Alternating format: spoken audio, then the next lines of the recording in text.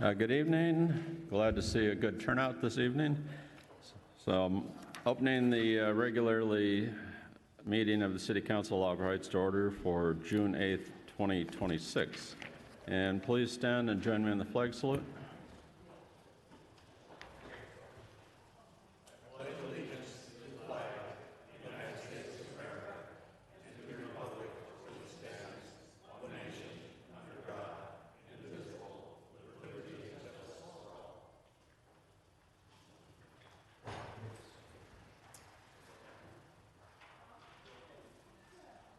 And with that, we'll move into presentations. And Kathy Howen, you wanted to give us a report, please?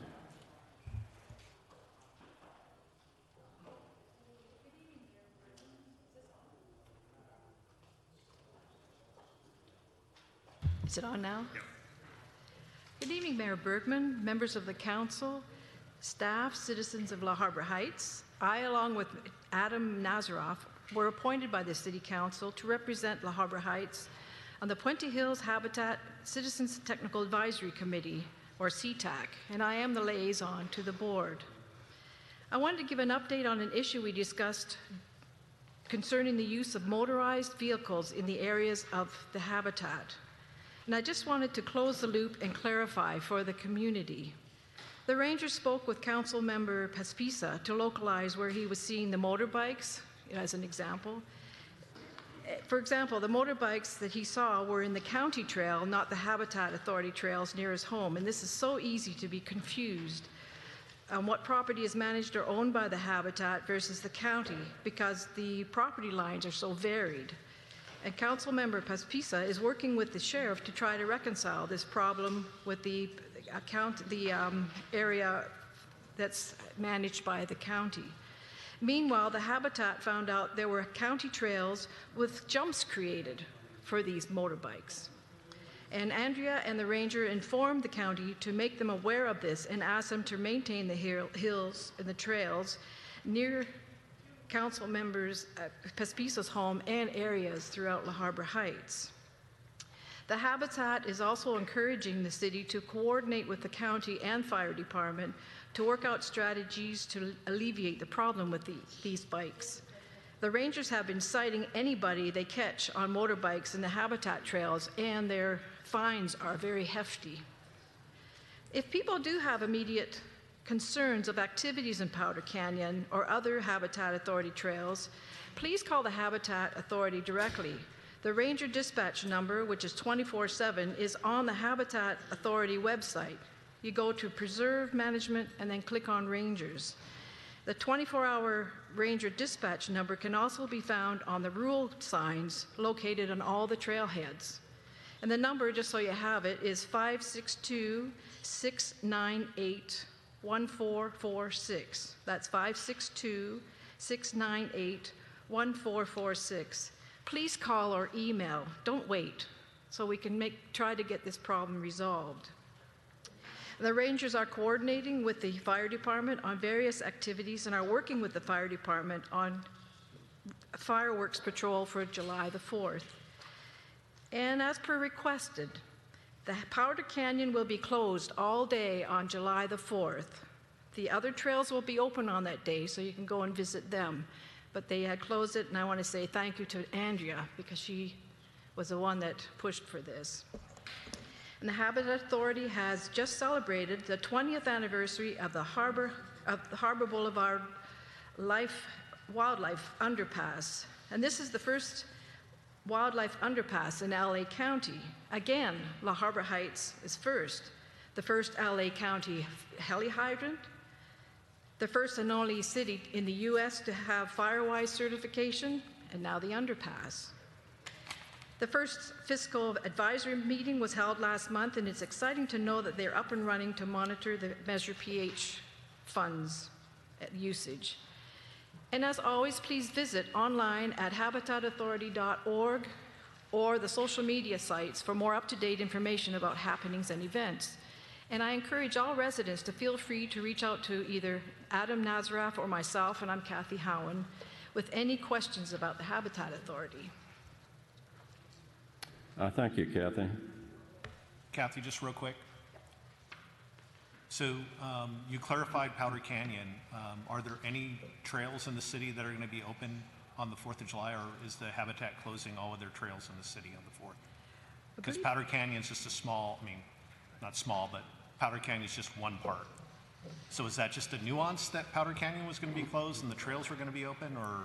I think we're closing down La Habra Heights, like just, but Rafferty, I was just told that was a Powder Canyon was closed down, but. Can we confirm that all Habitat trails will be closed on the 4th? I'll check. We can confirm. Yeah, we'll work with Kathy on confirming. I'll text her while I'm here, and then I can. Yeah, and I let you think, know. Chief, that's the recommendation from our fire marshal, correct? Is that all trails, all off-road trails be closed on the 4th? Okay. But they're just as concerned as the city is when it comes to the fire concerns. You know, that's why they're working closely, more closely with everyone. Okay.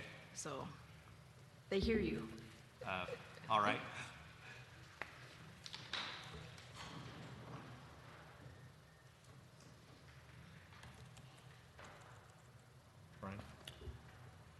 Okay, with that, we'll move into public comments. I do have quite a few cards on item 26, so we'll let this, it's a public hearing, so we'll let the speakers speak on that when we get to it.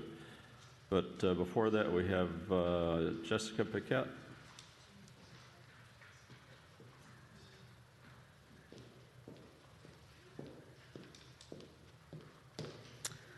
Good evening, Mayor, City Council, and the residents of La Habra Heights.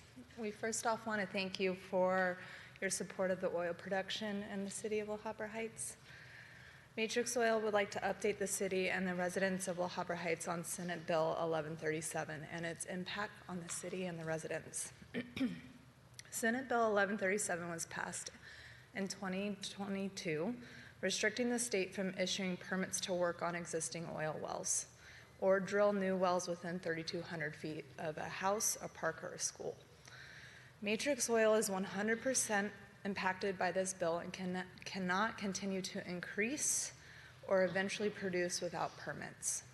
In April 2025, 2 lawsuits were filed against the state, one by the oil producers and one by the royalty owners. These lawsuits claim that 1137 is a private takings of private property without just compensation and violates the Equal Protection Clause. These lawsuits are set to go to trial on November 13th. Most of La Habra Heights residents receive a payment from Matrix Oil called the 918 Agreement. This was created in the 1950s by Union Oil. This agreement is between the operator of the Sansanina field and the residents who border the oil field.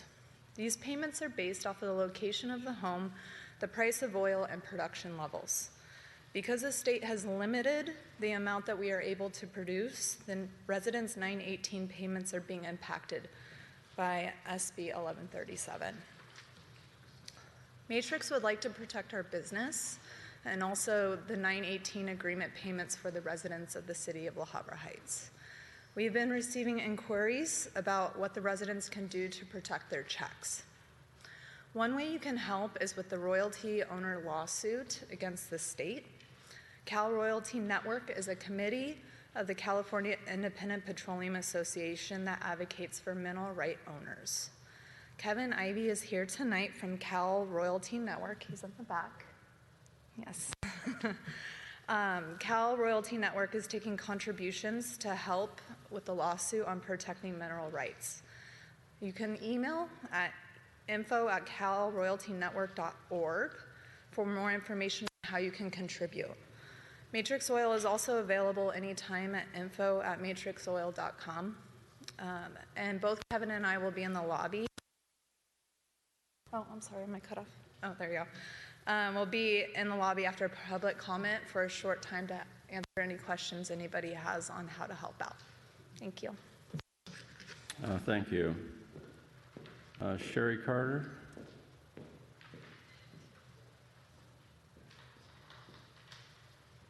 Good evening. I am here yet again about the budget. I'm sorry I keep coming back like a old penny. I wanted to start by talking about 18 and 19 on the agenda, the special fire tax and street maintenance assessment. It appears that we're only charging the fire tax for the property, even if there is a house and an ADU. And on the street maintenance assessment, it appears to be the same.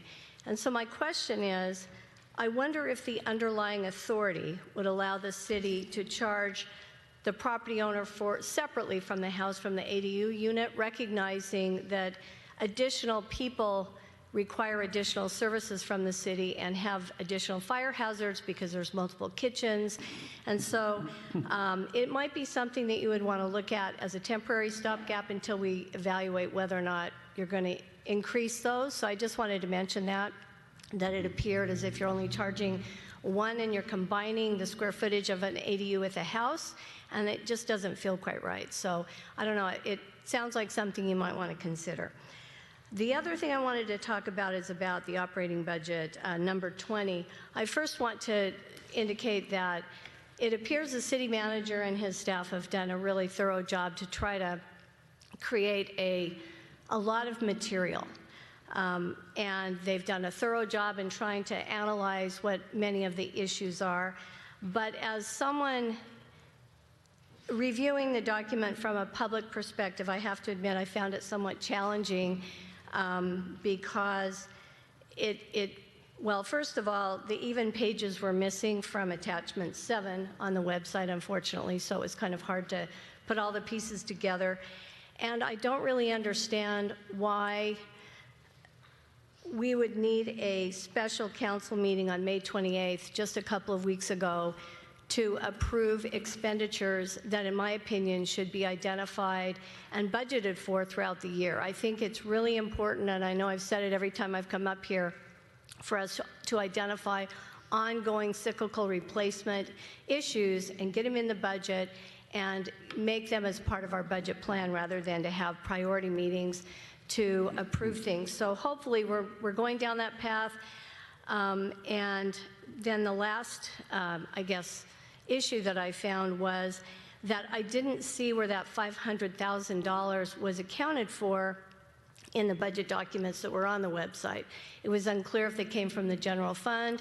I'm assuming that they did, but the accounting codes that were used that you authorized the city manager to fund those vehicles and PPEs and other items from were not adjusted in the budget that was included on the website. So I don't know if it was reconciled. It should have been reconciled with this fiscal year. I didn't see that reconciled on page 99. And so it just makes me wonder if, those numbers need to be adjusted to make sure that as a council members responsible for the funding for the city, where that money is coming from and to make sure that the budget is correct. So I guess what I'm getting to is many organizations periodically engage outside experts to review their budgeting and financial planning processes. We are a very small city, and I think we would benefit from a management review to evaluate how the budget is planned, structured, presented, and communicated. I would think, the goal would not be criticism, because as I said, I think they've done a great job in preparing the materials, but these are practices that could be possibly modernized and improved. Maybe we need different cost centers, maybe we need a different accounting codes. We clearly need to find a way to continue to monitor our cyclical replacement items and get them as part of our ongoing budget. So I would hope that the council would work with the city manager in finding either a sister city that would come help evaluate our processes, or to find a retired city manager somewhere that could help us do that, because I think it would help us create a process that would become more transparent and give you more information to know what is going on with the budget, and you would not need to have these emergency council meetings to approve funding 2 weeks before you have a council meeting, which doesn't make a lot of sense to me. So those are my comments. I'm happy to help any way I can, and I'm really sorry I come and complain about the budget process. That's not what I'm trying to do. I'm really trying to help the city based on my experience in budgeting And I think that there are some things that we can do moving forward to do that. And again, Rafferty, I think your staff does a good job. I do think if we do get an outside expert to help us evaluate our budget processes, they may want to look at our staffing in the administrative office, because the amount of detail and requirements around this budget package was onerous. And so I can start to see why we may possibly need additional people to assist with all of these things, and that person could help us do that too. So I can't promise you I won't come back and complain about our budget processes again, but that's it for today. Well, thank you, and we do want you coming back, and thank you for your comments. Okay, with that, we can do this two different ways. I've got a lot of items or a lot of cards on 26, and if you want to speak on it and get out of here, you can do that, or if you want to hang around for the meeting, I'll open it up for the public to speak on it when 26 comes around, so it's fresh in everybody's mind. But that's, I guess, your call. I'll go first. You want to speak now, or you want to wait until 26 comes up? I'll speak now, and I'll stay till 26. Well, then, if you're going to stay till 26, you should speak when it comes up. There's some other people that want to speak to it, and they probably don't want to. They want to leave? Okay. Well. Pardon me? Would you like to just? Yeah, I can move this item up too. That's probably the best way to do it. Why don't we, let me go through the administrative reports and things, and then I'll move the item up and we'll do 26. That's a better idea, and thank you, John. Okay, committee comments. Do we have anything on that, Rafferty? We do. We have EPC committee member Kelly. She's going to give a short presentation with another resident related to large animal evacuation and some of the work she's been doing with our EPC committee related to evacuation and preparations for large animals. So hand it off to committee member Kelly if you'd like to come up. And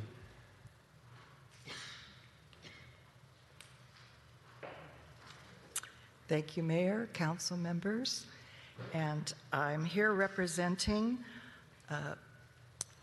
the community to develop what's really very important for us and we've wanted to do for several years, which is have a large animal evacuation plan that does not impede the response that should be from the fire department. And I had 6 members of the community that I have to thank that came forward. They have experience working with an Orange County organization, Santa Monica, rescuing animals over many years. They have numerous horses. They all 6 have trailers, and they have experience evacuation. I took their ideas, made them into a simple proposal for emergency preparedness committee meeting about 2 weeks ago. Then I took the good responses from the committee and made a permanent plan, went back to the 6 people, and now they keep communicating that they feel an urgency to get members from the community to help join with them, the city needs to look into insurance to protect them, and they want to work with our other agencies, so we're coordinated and we don't have large animals the owners not understanding that they have to leave early. They have to be some of the first people to evacuate. We've got East Side, West Side, and Central, and we don't have a real plan for staging area. So what we discussed was that we could have the park be a staging area, but we need off-site and we need to coordinate with other communities. And so, fortunately, the name that kept coming up is from the El Rodeo Equestrian Center, and he's got several decades of experience with Orange County, and Bill Klovestad is in Brea, and some of the members have worked with him before and have relatives that have worked on emergency over the last 10 years with them. So I would like to bring him forward, take in the input from tonight, from the council and from Bill, and then come up with a better proposal that's very specific. So Orange County Animal Response Team, Bill Clovestad. Thank you. Thanks, Kelly. Hey, folks, how you doing? Thanks for having me up here, Kelly. And I do represent the Orange County Animal Response Team. Our team was formally approved by our county supervisors to your neighbors to the south. I personally live in the city of Brea. My wife and I run an equestrian center out on Carbon Canyon Road called the El Rodeo Equestrian Center. That being said, I manage a team of about 250 volunteers throughout Orange County, which once our team was approved by the Board of Supervisors, we started going to work getting our folks certified. Through the County of Orange Emergency Operating Center, they have a roster of these certified volunteers that are prepared to go in when activated.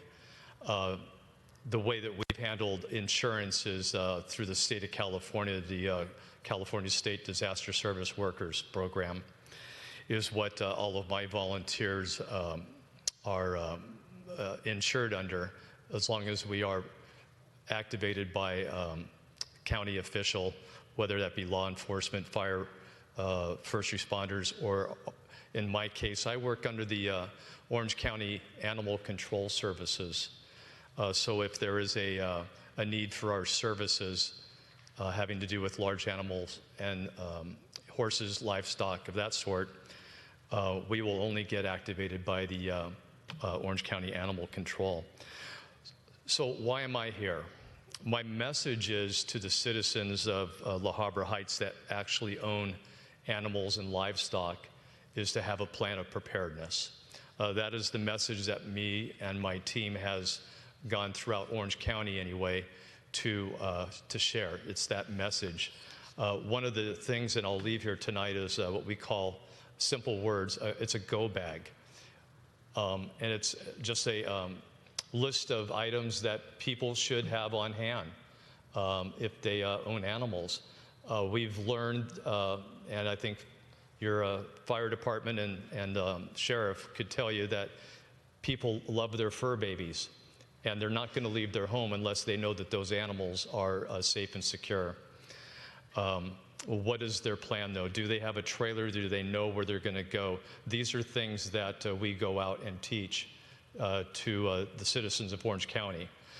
I'm saying that I'm happy to provide services to the city of La Habra Heights if we're needed, or if the need is to help with and assist citizens within this city to become familiar and comfortable with the evacuation process, then we're able to have them come over to our center when we have our next training and let them learn and get equipped.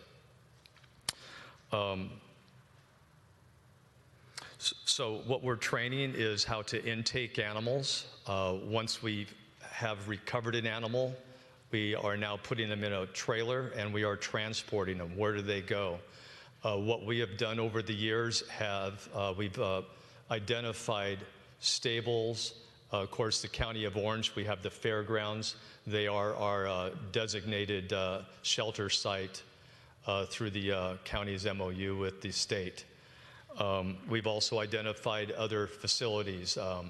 For my particular ranch, even though I'm in the County of Orange, we have friends and neighbors in the City of Industry, which is the City of Industry Equestrian Center. That's where I take my 100 horses and cattle to when we have had to be evacuated, which we've have experienced that. As a matter of fact, about 3 weeks ago, there was a little fire out behind our ranch, and we got to put our exercise into place and see how it works. So that being said, my team, OCART, has a mission. Our mission is to provide volunteer support under the control of the OCAC, Orange County Animal Care, for the safe evacuation and temporary sheltering and care of horses and livestock, and also educate horse owners about emergency preparedness. So simply saying we're educating, but we're also providing services. That's about all I have to say.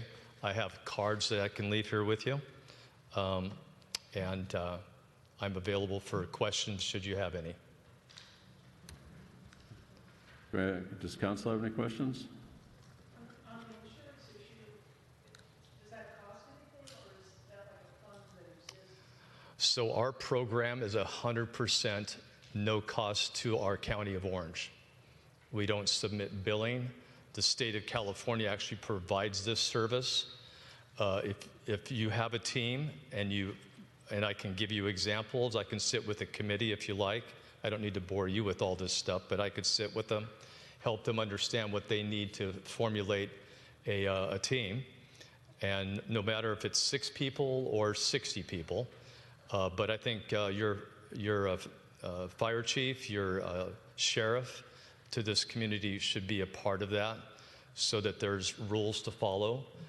There's a lot of safety to keep in mind. We're not just a bunch of renegades running in across a roadblock to go save a horse. There's a system and an orderliness that has to be taken into consideration. So there's no cost. Okay, and then what is the next step? We're here, is the emergency preparedness going to move forward with this program?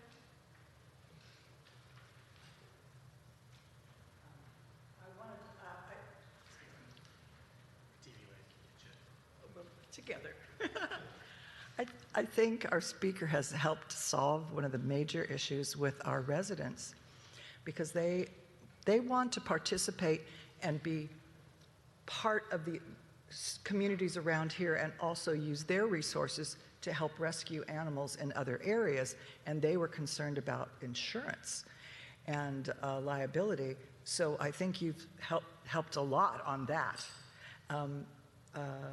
I think the training, once we feel like the council will allow us to move forward, I think the next step would be to go, what was suggested is go to the music in the park and start trying to recruit people in the community who want to volunteer to have a backup plan and training for their animals.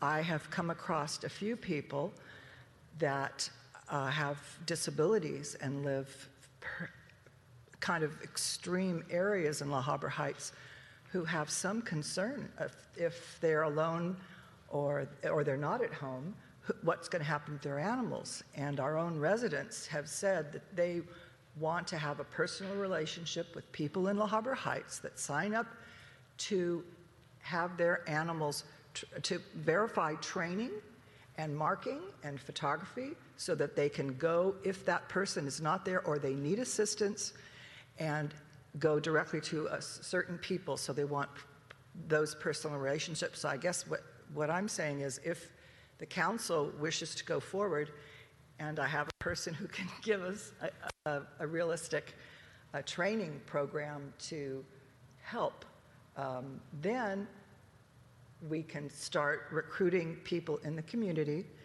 and then look for outside staging areas. Certainly the park's fine, but it's very close, and it's a staging area that some people could have their animals at. But we don't know what kind of disaster, what part of the east, west, north, south we're going to have issues with. It could be flooding, it could be earthquakes, it could be fire, we don't know.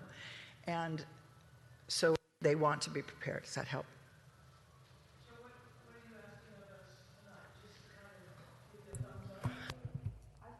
I think I need a thumbs up to go forward, and then to take the input that we get and come up with a distinct plan, and then go out into the community and start recruiting.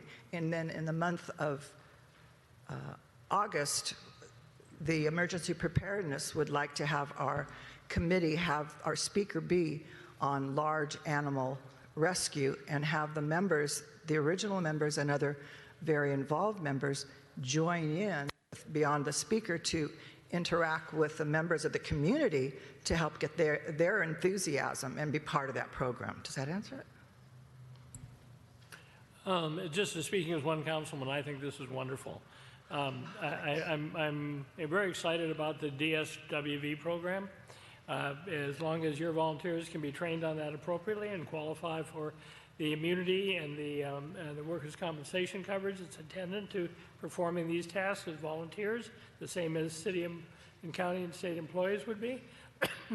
This is a wonderful addition. We have actually stumbled across this issue for the last 15 years. So it's a good time to, we have a neighbor that's wonderfully willing to help us. And so from my perspective, and I don't know that everyone should voice their opinion, of course, but I think this is a great idea, and I think the city should support it as best we can. Thank you. I think, simply put, there's some folks that are interested in having something put together. I'm willing to work with you guys, and then probably let them come back and report to you on the status of it. But I'd also have to talk to county staff, since we're not in, this is LA County, I'm in Orange County. All I could say in the meantime, fires happen, and we're just a few miles away. It took me 15 minutes to get here, and I have about 60 trailers at my ranch, and I can activate them within 30 minutes should we have to provide assistance during the unforeseen need. But we'll talk. It's obviously something that's in its infancy stage, and we'll see if we can put something together that can provide assistance to the folks of La Habra Heights. That's great.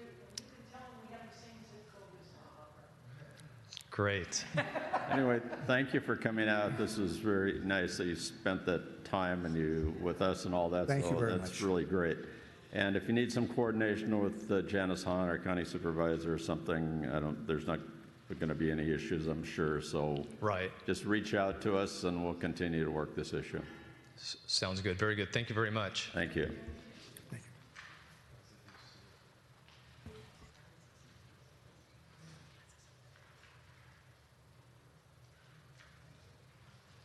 Okay, with that, we move into city council comments. Englehart's got a comment. Yes. I want to comment about the May 28th meeting that I did not receive official notice of, and I did not receive courtesy notice of. And it's I don't think your mic is on. the same day, code compliance for an hour before the meeting, and no one bothered to tell me there was a meeting that evening. Now, I was on vacation, but I have a phone, and I don't, an email was apparently shot out the night before, not totally compliant. And I would like to make sure this doesn't happen again, especially since it was $400,000 or $500,000 of city money. And I did watch the meeting. I see now that one of these vehicles was absolutely had to buy, who didn't buy, so they found another violation. So how do we prevent this from happening again? Maybe you don't want to discuss it tonight, but I just don't understand how, the way I found out about it, was I went on the website looking at the other agendas, and there I see this meeting. So, how did this happen? So I don't know if we want to address it tonight. Does the city attorney have any concern about us addressing it tonight, or should we formally agendize this?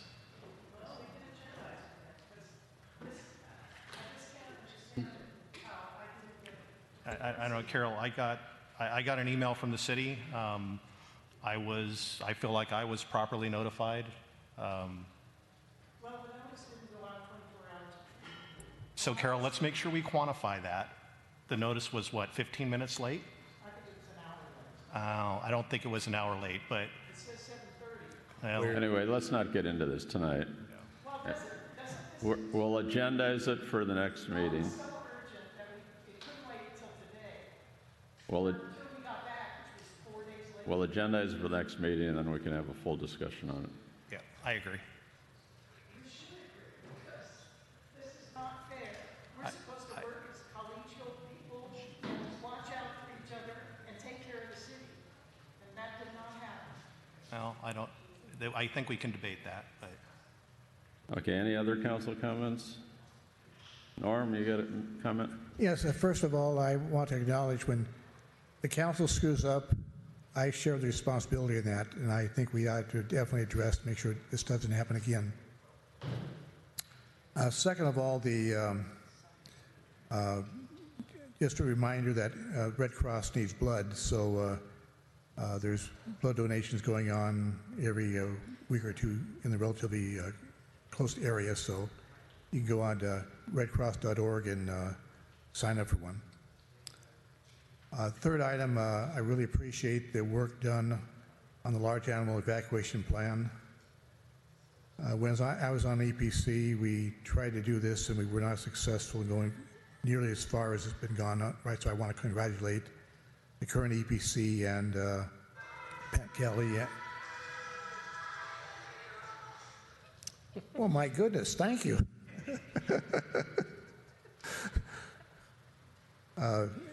For the work she's done. And of course, since one of my, when I ran for city council the first time around, one of my goals was to reestablish EPC. So even though I did none of the work in doing this animal control evacuation plan, I'll try to steal the credit as much as possible. I want to thank you for that. One other item, it's kind of unusual. I've spent some time trying to help out the historical committee, among other things, categorize and organize the oral histories of residents and former residents of La Habra Heights. And one of my problems is I tend to get interested and start reading these things. They're very fascinating. I was reading one by Gene Beckman, who I'm sure everybody here, at least on the council, remembers the name. First member of the on the first city council, a prime mover in helping get incorporation, chair of the general planning committee, and so forth. And it's just absolutely fascinating the things that he brought up. One of the most interesting statements was that about his views about the city residents, the demography in the city. And he pointed out, in his opinion, it's very important that we have a mix of what we call white collar and blue collar or working class people in our city. He pointed out that in his experience, these two groups working together very well was able to contribute more than either one group could have contributed before. And one of the things he pointed out also was that what brought these two groups together is the fact that children played a lot. So it brought the parents together. And unfortunately, we're losing a lot of this unity, plus with the high prices of houses and high cost of living, where we have fewer and fewer moderate income people living in La Habra Heights. And it's interesting that he expressed this concern in 1980 that we actually need to have a balance of different demographics in La Habra Heights.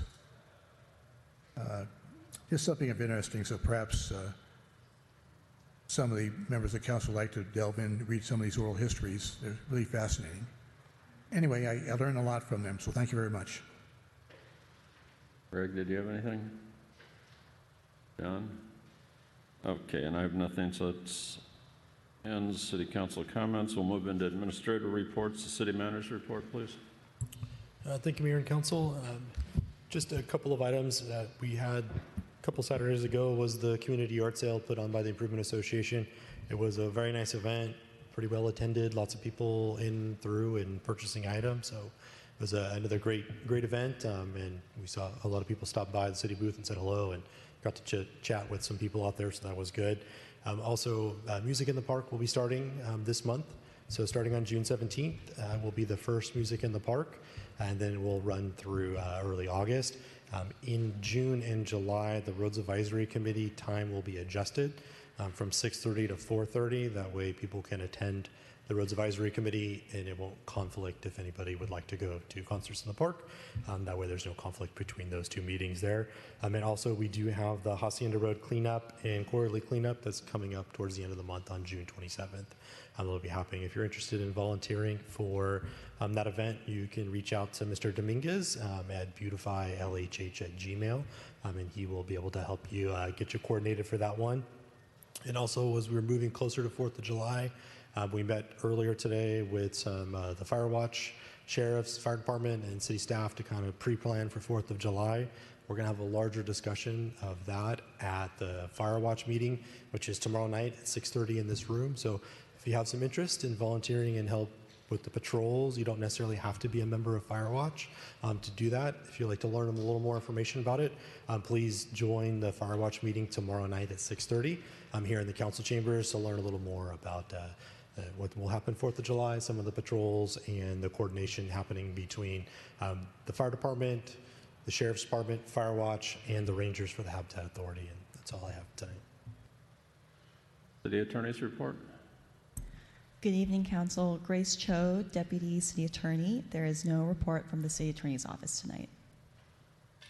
Thank you. Community Development report.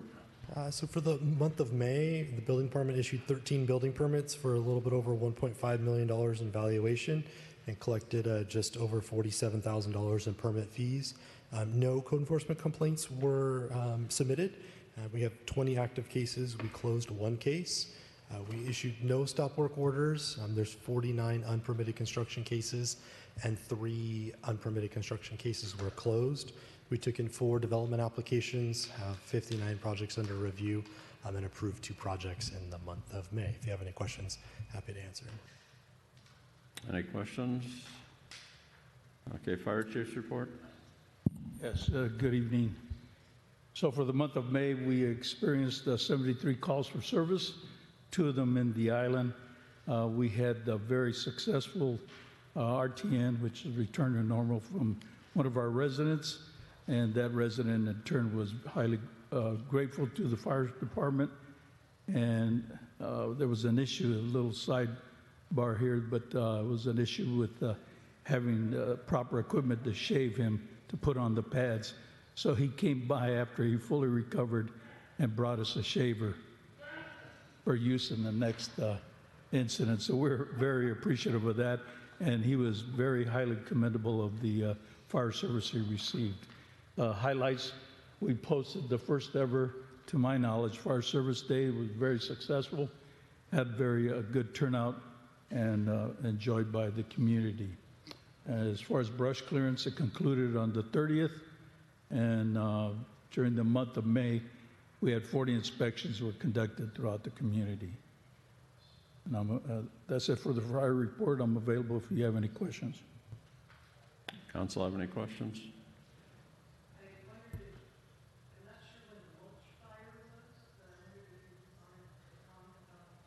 I'm sorry, I can't hear you. You have your...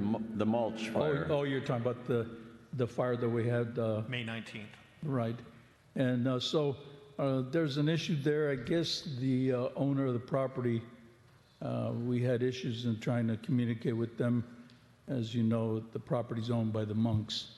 And so it's my knowledge, and we're still investigating, that they've allowed mulch to be laid down on the property, and that contributed to the length of time that it took to extinguish that small 1.5 acre brush to only, and it was a stubborn fire because of all the mulch.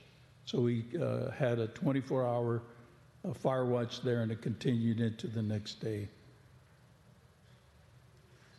And is there some recommendation about don't have mulch higher than? Right, that was, that's ongoing, and we're continuing to try to communicate with the owner. Typical recommendation is to have, if you have mulch, don't leave it in piles. Have it spread to be no more than 3 inches. So they're looking for no more than 3 inches on that property. It seemed to be somewhere between like 8 to 10 inches worth of mulch on the property. So it burned down and became hard to put out. So that's typically the recommendation from Fire Marshal, is no more than 3 inches of mulch. So, and those do smolder. If you have them in the big piles, they will start to smolder after time if you do not turn them over. Sheriff's Department report. Good evening, Deputy Sarah. The crime report has been submitted and I'm available for any questions. Any questions? Okay, seeing none, thank you. We'll move into the consent calendar, so I'll read through the items. Item 9, waive reading of in full of all ordinances, resolutions, and meeting minutes on the agenda. Item 10, Treasurer's report for the month of April 26. Item 11, approval of warrant report for May 26. Item 12, minutes May 13th, regular City Council meeting. Item 13, minutes May 18th, special council meeting. 14, minutes May 8th, special City Council meeting. Item 15, project updates and deadlines. And item 16 is accept monetary donation for the fire department. Does council want to pull any items of those? Do I see a motion? Move to waive reading. And a second? Second. Oh, go ahead. Okay, so I got a motion from Greg, a second from Norm, and Carol? Yes. John? Yes. Norm? Yes. Greg? Yes. And Brian's yes. And so that takes care of the consent calendar.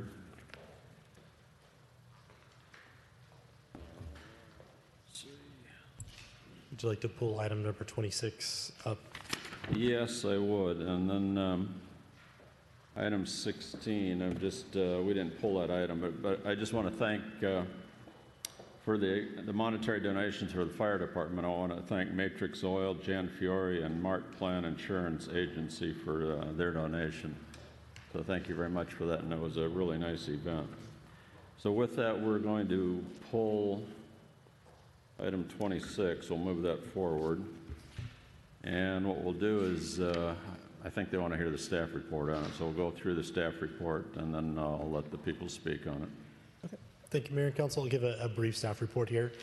This item is a request from the Planning Commission to review and initiate a code amendment related to the limits on square footage of structures. So our municipal code has certain limitations on the size of structures, and it's based off of a formula that includes the size of the property, so acreage of the property, and the footprint of the structure. Through that, we determine how large a structure can be. As the property gets larger size-wise, as far as footprint or acreage, it does go up by a certain number in that formula, but it does become restrictive at some point in time when you look at the sizes of properties. But it does currently, as is written, allow for properties that are up to an acre, 7,500 square feet of structure. So that would include garages, everything, all that square footage that's enclosed is encompassed within that number as it is calculated today. With properties that are greater than an acre is when the formula triggers and it can become larger. There is standards modifications that does allow for an increase. There's a level at staff and a level at the Planning Commission to be able to exceed the limits based off of the formula in the code. The Planning Commission at their last meeting had a very good discussion related to the size of properties, and as we see larger properties here, that this potentially could be restrictive of the size that could be developed on those properties. So it's where the chair was looking to have an opportunity for the Planning Commission to review those sizes and look at other surrounding communities, the sizes of their limits. Also included is the previous code language. In about 2012, our municipal code had a very large update, and that's when some of the square footage things changed. We changed from like structural footprint to total enclosed area as part of those. So the chair has included a couple of the older code sections for the commission, which are attached as attachment 1 and 2, and then also a listing of other comparable cities and the type of square footages that they allow in surrounding communities for those to consider. So that's the request is for the Planning Commission to be able to take on this subject, review it. There was a discussion there at the commission that this may lead to not just square footage, but in the future also looking at our graded and our hardscape areas, since all of those things are interconnected one way or the other. But they felt a good place to start would be looking at the square footage limits. For that, and I know our Planning Commission Chair, Mr. Fernandez, is here as well to speak on the item. So if you have any questions of staff, I'm happy to answer. Any questions before we have public comment on this? Yes.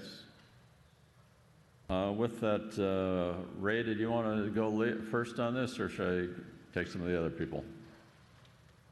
I guess you answered my question. Yes. Good evening, Mayor Bergman, City Council members, City Manager, and staff. My name is Ray Fernandez, and as you mentioned, I'm the Chairman of the Planning Commission. You know, I always tell people I want to be part of the solution, not part of the problem. And over the years, many people have come to me and expressed grave concerns about the limits on how big of a house they can build. A dear friend of mine, Steve Rajic, who's passed away, would always complain to me every time he saw me about how restricted the code was. So what I'm trying to do is correct something that I think is very unfair to all of us. In this city, you can only build a total of 7,500 square feet on an acre of land. I'm going to be repeating some of what our city manager said. If you're lucky enough to have a second acre, the city allows you to build a measly additional 1,500 square feet. And by total square feet, I mean that includes garages, sheds, storage, workshops, and accessory structures. Also, any proposed home above 1,500 square feet requires the costly and time-consuming process of a standards modification. Who these days would build an 1,100 square foot home with a 400 square foot garage? Nobody does that. But in this city, you have to get special permission to do just that. Allowing a 7,500 square foot, square footage on an acre of land is a measly 17.2% site coverage. That is the lowest number by far of any comparable city. As an example, Orange Park Acres allows a 38% site coverage, and look at what their property values are, much higher than ours. And only allowing an additional 1,500 square feet on a second acre is an incredible 3.4% site coverage. You might as well give your land away to the city for that. I am asking that to increase to 2,000, but I think that's actually a low number. We need to review that. The current code does allow the planning director to increase the square footage by 1,000 square feet, and an applicant may get an additional 2,000 square feet if they go through the time and considerable expense of going before the Planning Commission. Now, you may ask, why does this square foot limitation matter? It matters because it keeps our land and home prices artificially low, because a potential buyer will just go buy a property in another city that has a much less restrictive square foot requirement. Our values in this city are at least $100 per square foot less than comparable cities. You've heard me speak about this before.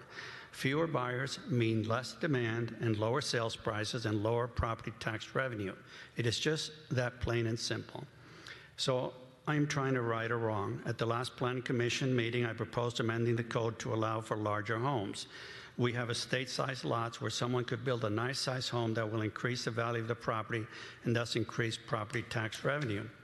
Our city's hurting financially, and by allowing larger homes, the city can receive additional revenue. The Planning Commission approved my motion by a 4-to-1 vote. And let me be clear, I am not proposing more density. All other standards such as front and side setbacks, height and grading, and impervious coverage would remain the same. There may be some adjustments, as our city manager said, if you allow a larger home. So I provided in your packet, well, the city manager gave you what I gave him, and there's a chart of comparable estate-type communities. And by estate type, I mean larger homes, you know, views, that kind of thing, rural. And so I'm not going to go over all these. And then you also have Exhibit 1, which is the 2010 code, which clearly the limit on how much you could build was a structural footprint of 7,500 feet. So you could actually build maybe a 3,000 square foot second story, and you could have a larger home. But then somewhere along the process, it might have been the 2012 code, they changed structural footprint to mean total square footage. So now the 7,500 square foot became total square footage. Then there's other things in the code that just aren't right. The current code, the section 8, limits on square footage of structures, that's a heading. And then it says limits on square footage of structures. The maximum permitted structural footprint of any new covered structure without a standards modification is 1,500 square feet. So in the same paragraph, it's got two different sentences that mean two totally different things. Also, in this section of the code, it refers you to Exhibit 721. That's missing from the code. It also refers to getting a variance if you want to go before the Planning Commission, and I don't think we have a variance. We have a standards modification, so maybe that needs to be cleaned up. So anyway, I provided those documents to you. And so I just want to kind of recap real quick. So, the problem, I just talked about the structural footprint and maximum allowable square footage. That's an issue. And this ambiguity has resulted in inconsistent interpretation, uncertainty for applicants, and excessive discretionary review, increased project costs, low property values, and lower property tax revenue. Also, this restriction penalizes, the current system penalizes garages, workshops, barns, storage buildings, and other accessory structures. We have people that want to have horses. They need a barn. That would count as square footage, and that's not even conditioned space.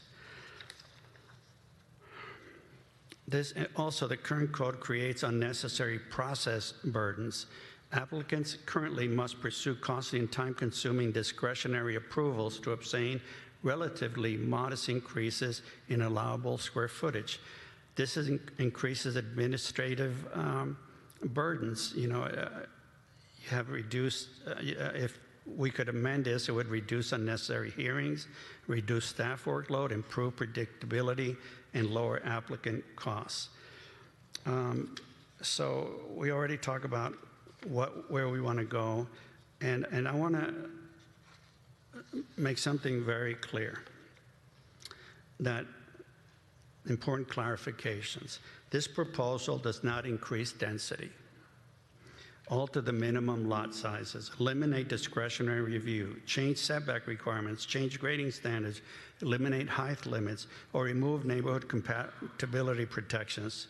All existing review standards related to grading, setbacks, views, and neighborhood compatibility and rural character would still remain in effect. So I was going to read the motion, but I probably am out of time. How am I doing, Christina? You're out of time. You're out of time? Okay. So in conclusion, I'd like your support on this. I think it's high time we do something about this ghastly limitation on square footage of homes. Allowing somebody to build 1,500 square feet on a second acre, it's almost a taking of the land. So I ask for your support, and Mr. Steffler, if this was in place, these amendments, maybe somebody would buy that eyesore next to you that you've had to look at for, 10 years? And nobody will buy it because property values are low, they can't build much. So I especially want your support. Thank you. Thank you. With that, Jonathan Gregory.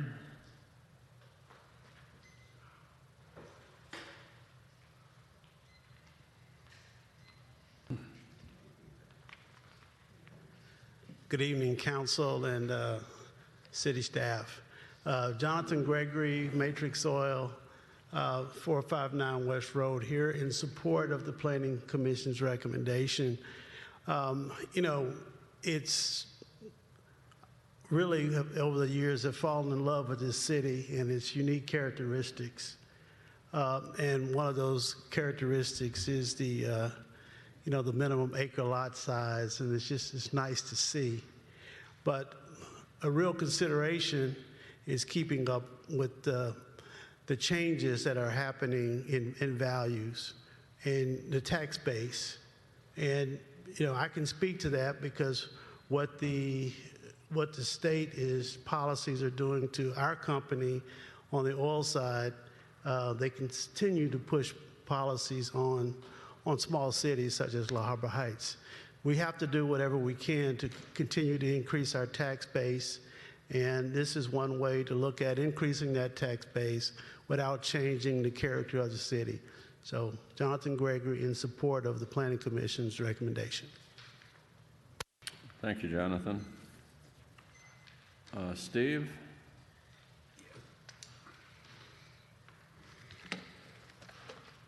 Good evening, everyone, Mayor, council members. La Habra Heights limits structures to 70, well, it's just repetitive, 7,500 on the first acre and 1,500 on the second acre.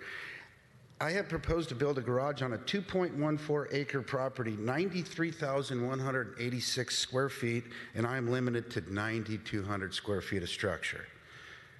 That's a little over 9%. With all due respect, I think that's unfair. Friendly Hills Whittier, structures cannot exceed 40% of land. Coda de Casa, no structure per acre limits. 6 to 10,000 square foot structures on 1 acre is very common. 12 to 15,000 square foot structures on 2 acres is common. Rancho Santa Fe, no structure per acre limits. 10,000 square feet of structure on 1 acre is very common, with 15 to 20,000 square feet of structure on 2 acre is very common. We all love La Habra Heights. We've all been, residents up here. We don't want to see big, huge Taj Mahals, 20,000 square foot structures, but if you start with the tasteful design, you follow the setbacks, you don't impede on neighbors' views, follow all building codes, I think that the limits should be more lenient. But with all that, with all due respect, La Habra Heights structure limits are unfair.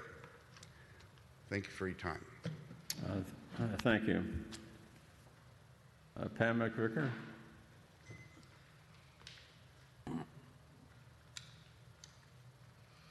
My name is Pam McVicker. I'm a 37-year resident of La Habra Heights, and I have been in favor of expanding the limits on building codes on the size of the structures on 1 acre zoning for a very long time. I actually spoke on this issue back in 2010 or 2012 when the codes were first passed, and what was passed was not what I was recommending then, so I recommend that we approve the Planning Commissioner's proposal. Thank you. Thank you. Michael Higgins?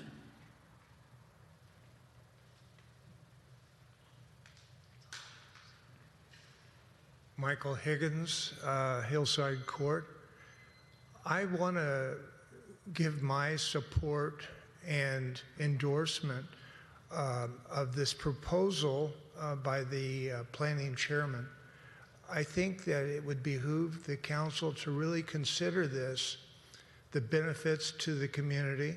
I know some council members are opposed to large buildings, but I think that we have enough codes to protect our city and its character in place. These little restrictions on outhouses and whatever that add it to the total footprint, it's not equitable to the people that want to join our community, want to buy in, and the people that are actually here. So I strongly endorse that we consider this, the City Council consider it. Thank you. Thank you. Okay. Does anybody else? Stephen wants to speak on this?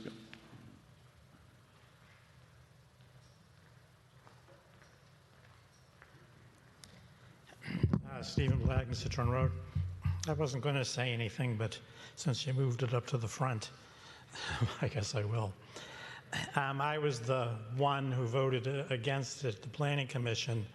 I thought there could be more discussion of impacts. Would have been better before moving it to the council. As I said at the meeting, that the cake's not baked, and more discussion was needed. I agree with what Ray said about code cleanup, the difference between building footprint and square footage. The 2012 code change, which Brian might remember, was to encourage single-story houses, which I don't think has happened. One of my concerns is the market. Is the market here for large houses? There was just a 9,000 square foot house on Chota sold over 2 acres for only $2.5 million. That to me is a ridiculously low price. So if you build a 20,000 square foot house, is someone going to be wanting to buy it?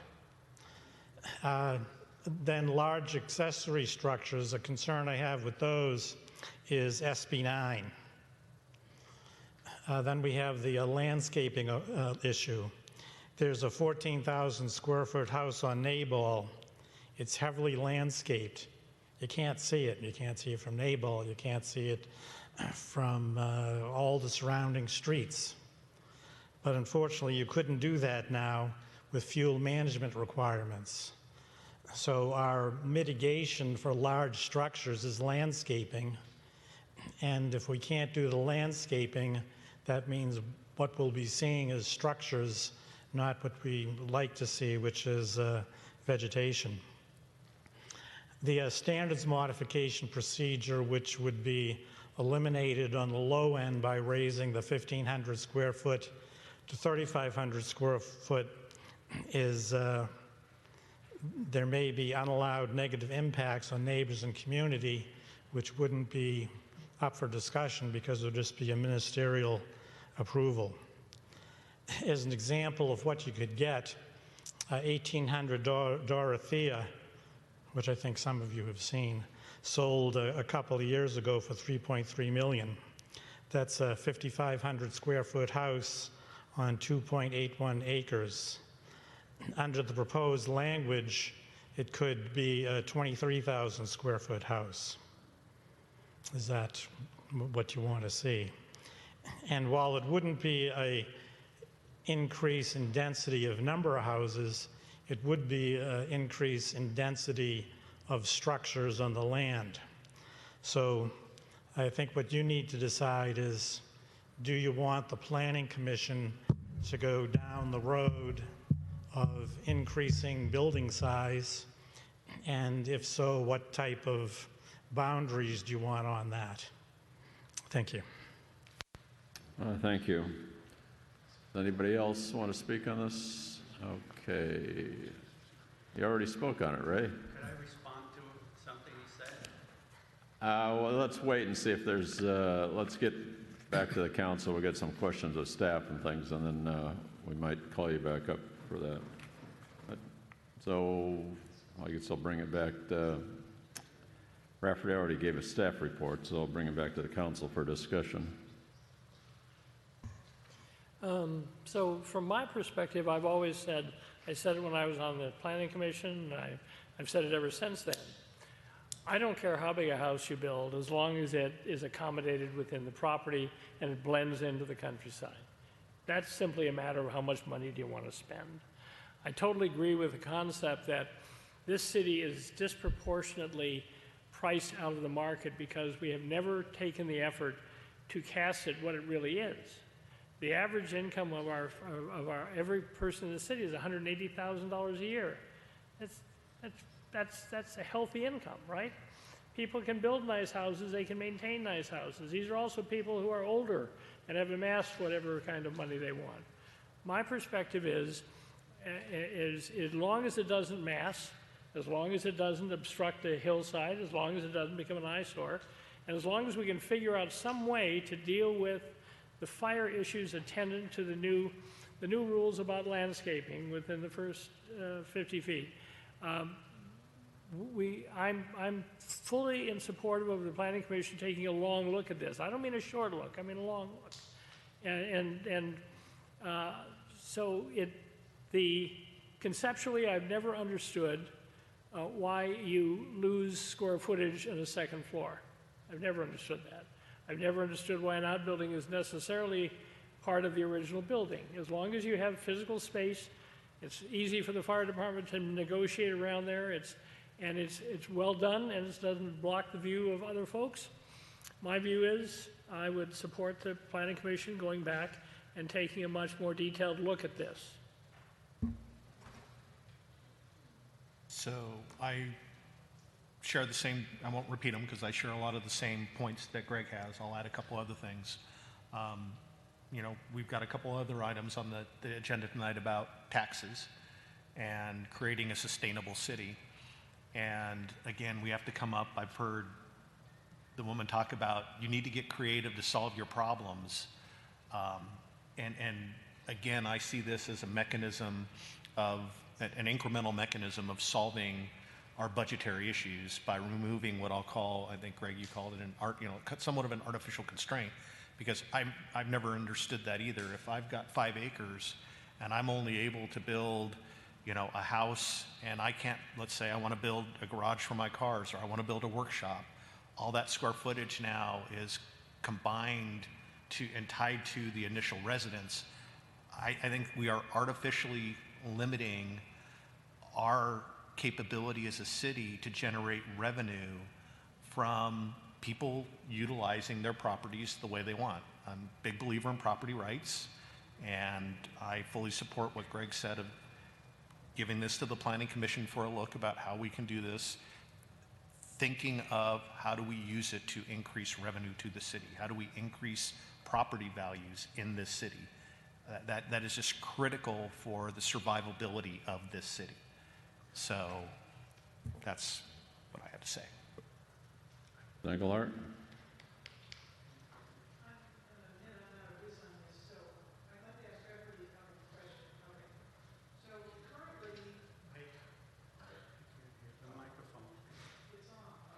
Is that on?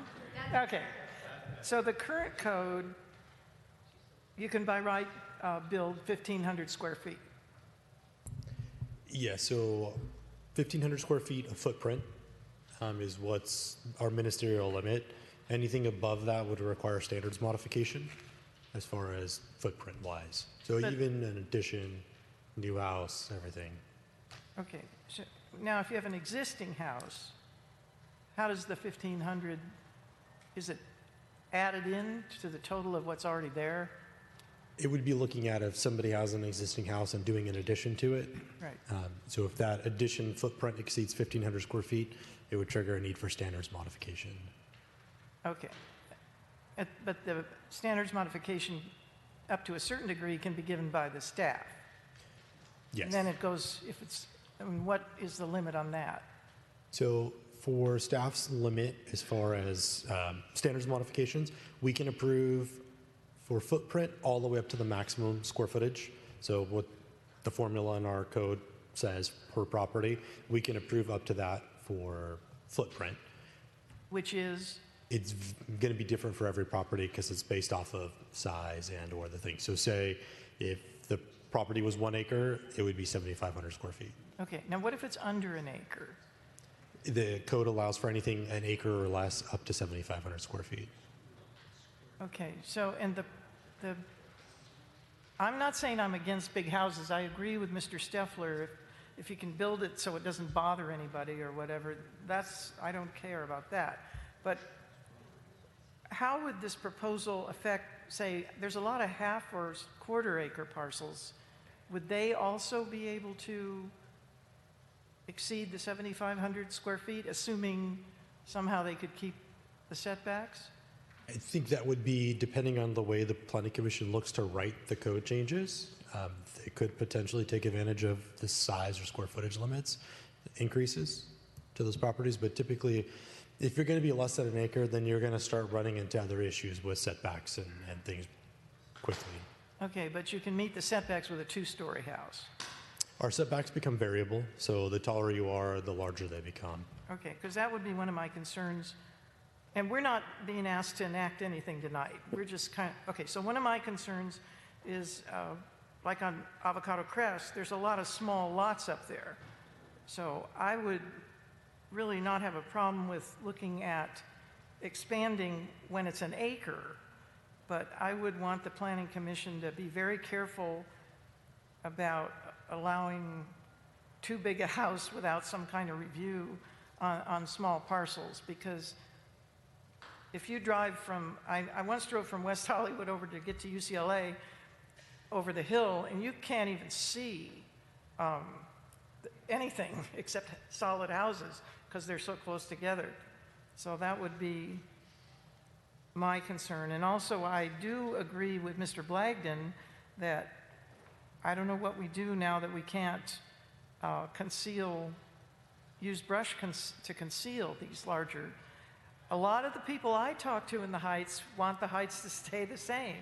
They're not, I understand the urge for revenue, but a lot of people live here because they like it the way it is, and they don't want a lot of big houses bunched up against each other.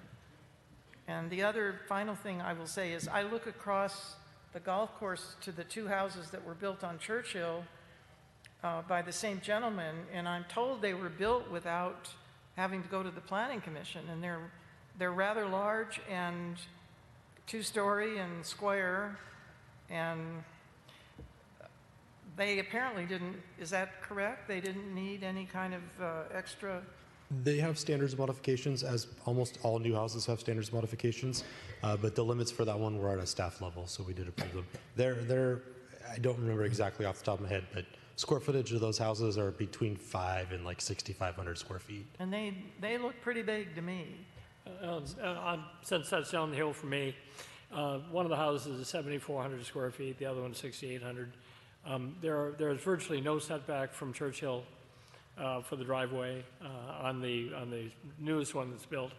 And one of the great challenges of staff modifications is staff doesn't make policies. Staff follows the code. That's what staff has to do. They use their professional judgment to do that. When you have properties like that that are built on a knoll that is visible from, my wife goes out every morning to have her first cup of coffee and almost throws up when she looks at the house. Not because it's an ugly house, but because it blocks the view of all the pretty area beyond it. So my greatest problem would always be, Ray, that building on hillside tops without disguising the property in such a way as to make it palatable to the rest of us is a no-no. And how we do that in the context of what those properties are, I don't know, but that's what I was very unhappy that was ministerially resolved. So anyway, but I echo that. And again, I'm very concerned about the small parcels. And okay, thank you. Where to begin? It seems to me one of the primary arguments is this list of, and I quote, comparable estate communities, residential size standards. And then this list of comparable estate communities which have much larger allowable square footage allowed in La Habra Heights. And of course, this is attachment number 3 in our report. First of all, we are not an estate community. We are a rural residential community, and according to our general plan, we intend to remain a residential rural community. Therefore, this list of comparable estate communities, these are not communities that are comparable to us. The first sentence of our general plan is, La Habra Heights is a unique community in the greater Southern California metropolitan area because of its community character. I'm tempted to ask, what part of the word unique is so hard to understand? The primary reason we became a city was to preserve our uniqueness, not to try to be like other cities or to make a bunch of money. The fact that Orange County estate zones or Yorba Linda estate areas and Anaheim estate areas allow much larger houses than La Habra Heights is irrelevant. Unless the intent is to become more like Yorba Linda, Anaheim, and Orange County estates.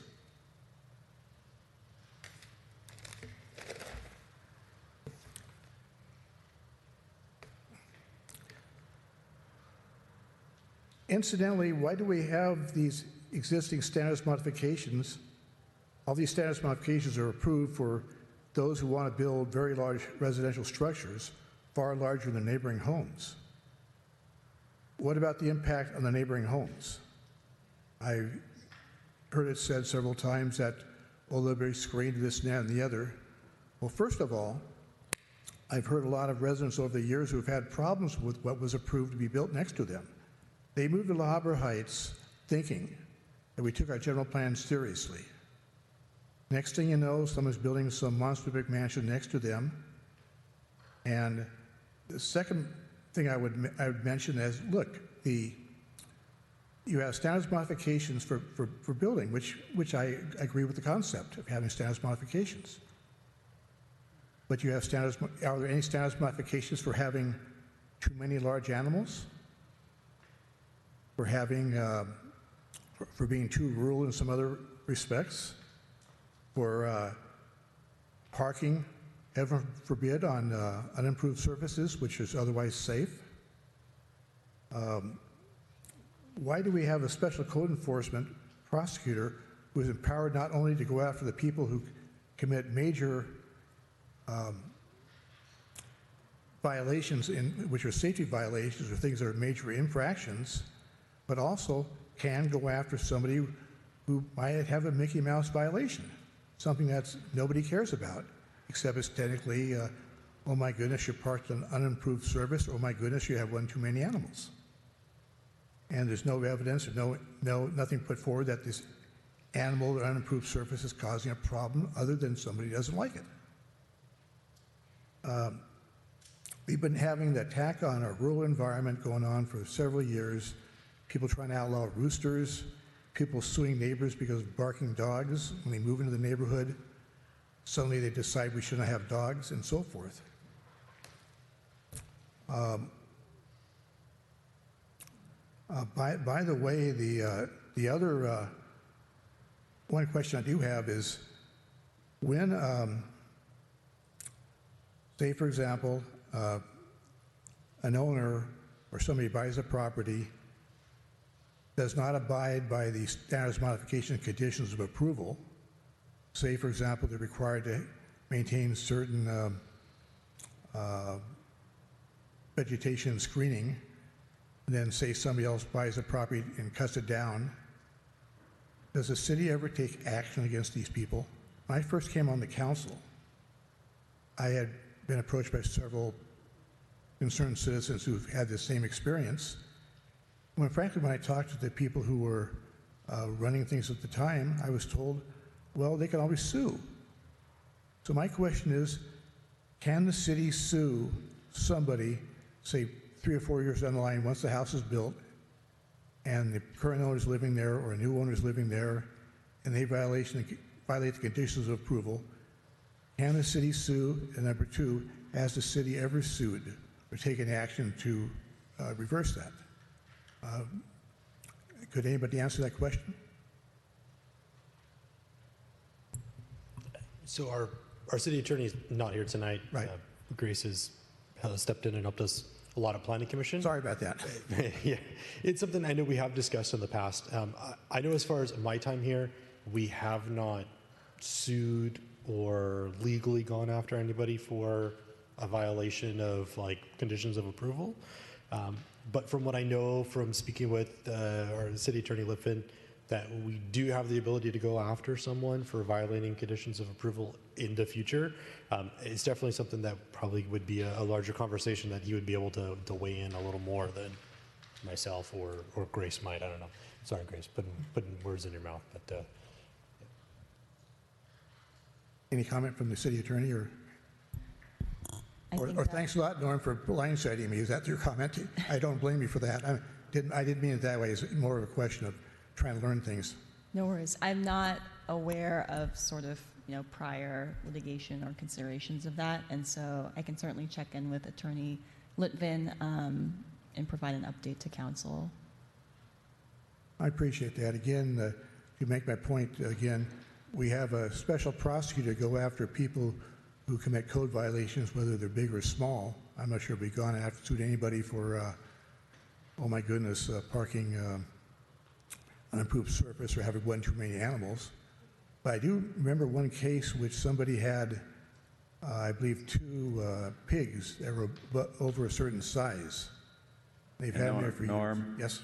we're a little bit off subject here, so Well, the subject is, okay, basically the subject is item 26 on the... Right, the subject is, essentially what we're doing is we're not defending our rural environment on other violations, but we're bending over backwards to give opportunities for people to build bigger and larger things, and quite frankly, without any history of actually enforcing the standards modification we put on those.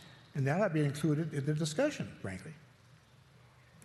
And again, I didn't mean to go on so long, but it's a very important subject to a lot of people.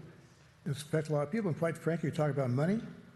If we keep on going down this road of going after the little guy, lots of luck getting the next tax increase proposals passed. Because the question is, if people don't feel like they live in a rural environment city, the things they moved here for are not being given, being taken away, it's going to be a hard time to get their vote on the tax proposals that we're considering. Okay, with that, I'll leave off the other things, and thank you for the time. Okay. With that, it sounds like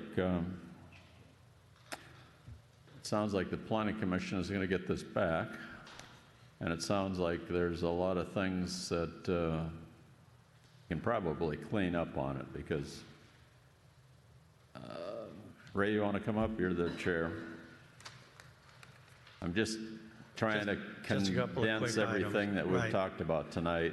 I want to address Councilwoman Englehart's concern about what do we do with smaller lots. The fact that we have 25-foot side yards and rear yards and 35-foot front yard setbacks that get increased with the height of the building, that limits the amount of land where you can build. So you wouldn't be able to build a 7,500 square foot home, or because you just wouldn't have the land. And that could easily, we could put some kind of condition, FAR floor area ratio or percent of lot coverage for some. Sure, me and Rafferty could come up with something. I want to address Mr. Blagden said, oh, we can build a 23,000 square foot home. That's alarmist. I know what he's doing. He's saying 9,000 square foot ground floor, 9,000 square foot second floor, an additional 5 from the Planning Commission. That's never going to happen, because the second floor is a chart that gives you floor area ratio. The bigger the footprint, the smaller the second floor can be. So I don't know where that came from. And as far as you, Mr. Zula, you said that we're not an estate community. Well, I've researched all these places that they say estates. Most of those are half-acre and three-quarter acre. I looked hard in Orange Park Acres to find an acre of land, and I really couldn't find that many. So our lots here, what we have is unbelievable. We have 1 acre, rolling hills, scenic views, and we limit people to 7,500 square feet. Well, thank you for your support, and I look forward to working on this issue. Thank you. Okay. If I might indulge you a little bit, I'm not going to respond directly to it because you made a fair comment. I appreciate that. One other possible consideration, if there's this kind of division in the community, perhaps we ought to maybe change the zoning, maybe have one area of La Habra Heights zoned rural, residential rural as before, and perhaps designate another part of La Habra Heights where people have different opinions, if there's not people there, call it rural in name only, Rhino. So perhaps we ought to maybe, you're right, so perhaps we ought to consider that also. Again, I've poking a little fun with the term Rhino, but essentially there are people who have different definitions of rural, and perhaps one solution is to perhaps have different zoning in the city. Just something to consider. Thank you. Stephen wants to speak again. I let Ray up here, so I'll let you speak.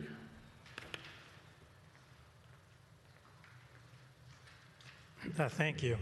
If you remember back to the strategy sessions when we were talking about fire and the Eaton and Palisades, there was concern on the council about setbacks and proximity of buildings and you were going to direct the Planning Commission to reduce the staff and commission limits on encroachments into the setback. Because right now the staff can go to 10 feet and the Planning Commission could go to a 5-foot setback. Do you want a 20,000 square foot house with a 5-foot setback? And this would be a good time if you send in back the house size, also send back for us to reduce the setback allowances, encroachments. Then the 23,000 square foot, I said about isn't alarmist, it's called math. 9,000 square footprint plus 2,000 square feet per acre, 2.8 acres times 2,000 is 5,600 square feet, which gives you 14,600 square footprint. And the second story can be 60% of that. 60% of 14,000 is about 8,500. 14,000 plus 14,600 plus 8,500 is 23,000 square feet. So that's not alarmist, that's math. The Churchill houses you mentioned, those could be 2 to 3 times the size they are now. So if you like them now, they'd be 2 to 3 times as good with this proposal. And then revenue is very concerning. Do not do this for revenue. It's well known houses are losers. Why do we have a fire tax and a road tax? Because property tax doesn't pay enough. You won't be able to increase the incremental property tax by building big houses and hoping the increase in property tax is going to provide any significant revenue. You just be little bits. You actually get more revenue increase by the turnover of houses by Prop 13. You know, whatever reason you want to increase house size, don't let revenue be one of them, because it's not. Thank you. Okay, with that, we'll bring it back to the council. Have any other comments, or should I do a recap of where we're at with this?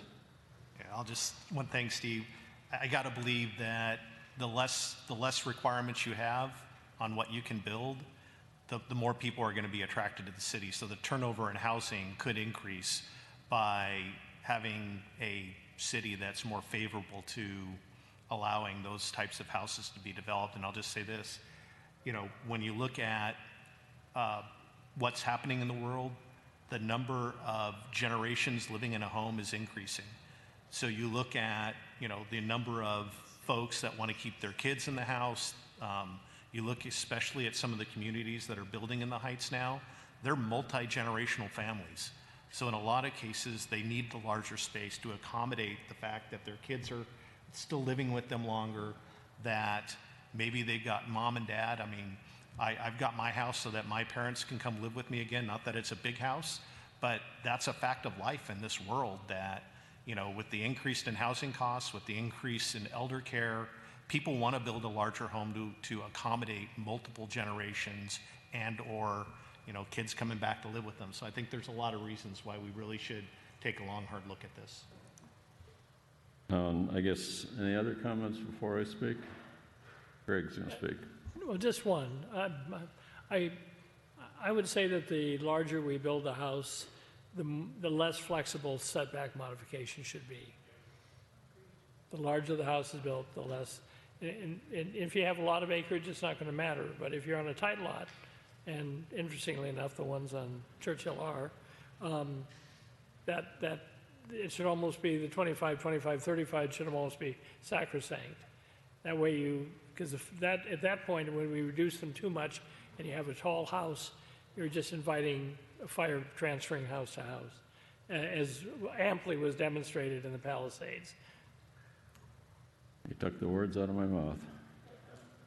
No, and I agree. I think the Planning Commission needs to take a hard look at everything, and I think the administrative, the start point at 1,500 is kind of ridiculous. And I don't know if there's any pushback on that needs to be revised. And what Greg brought up was a good point, that you don't reduce the setbacks to give yourself a 15,000 square foot house, right? And I think that's what Ray was proposing too, that you keep the 25-foot setbacks and 35 in the front, as long as you can maintain all your setbacks and things, and your building envelope is as such, then go ahead and build. And base it on, the footprint. And I know before we had like a 4,000 footprint, and Steve can remember all this, and I had discussions about it, that you're going to punish the people that are building a single-story house, and that's why the code was put in effect at the time. And it's a little bit confusing because I don't think other cities use that. They all use footprints, and maybe the whole thing needs to be gone back and thoroughly looked at and reviewed and come to some consensus on it. Where I'm coming from, I guess if you have a real controversial building, the Planning Commission needs to take a look at it. And it's, I don't know what that number is, but I agree that I think the whole council here, or most of the council, agrees that as long as it makes sense, go ahead and do it. And it has to pass the smell test, I guess. And you have to look at all the setbacks and all of those things. And if you have a setback on a property line and you have a total hillside going up there, and there's never going to be any neighbor structure next to that, who cares? Have a 5-foot setback, because it doesn't affect anybody. But if you're sitting up next to another house, a smaller house, then obviously you can't reduce the setback. So there's a lot of things to consider in my mind. I'm just one person speaking.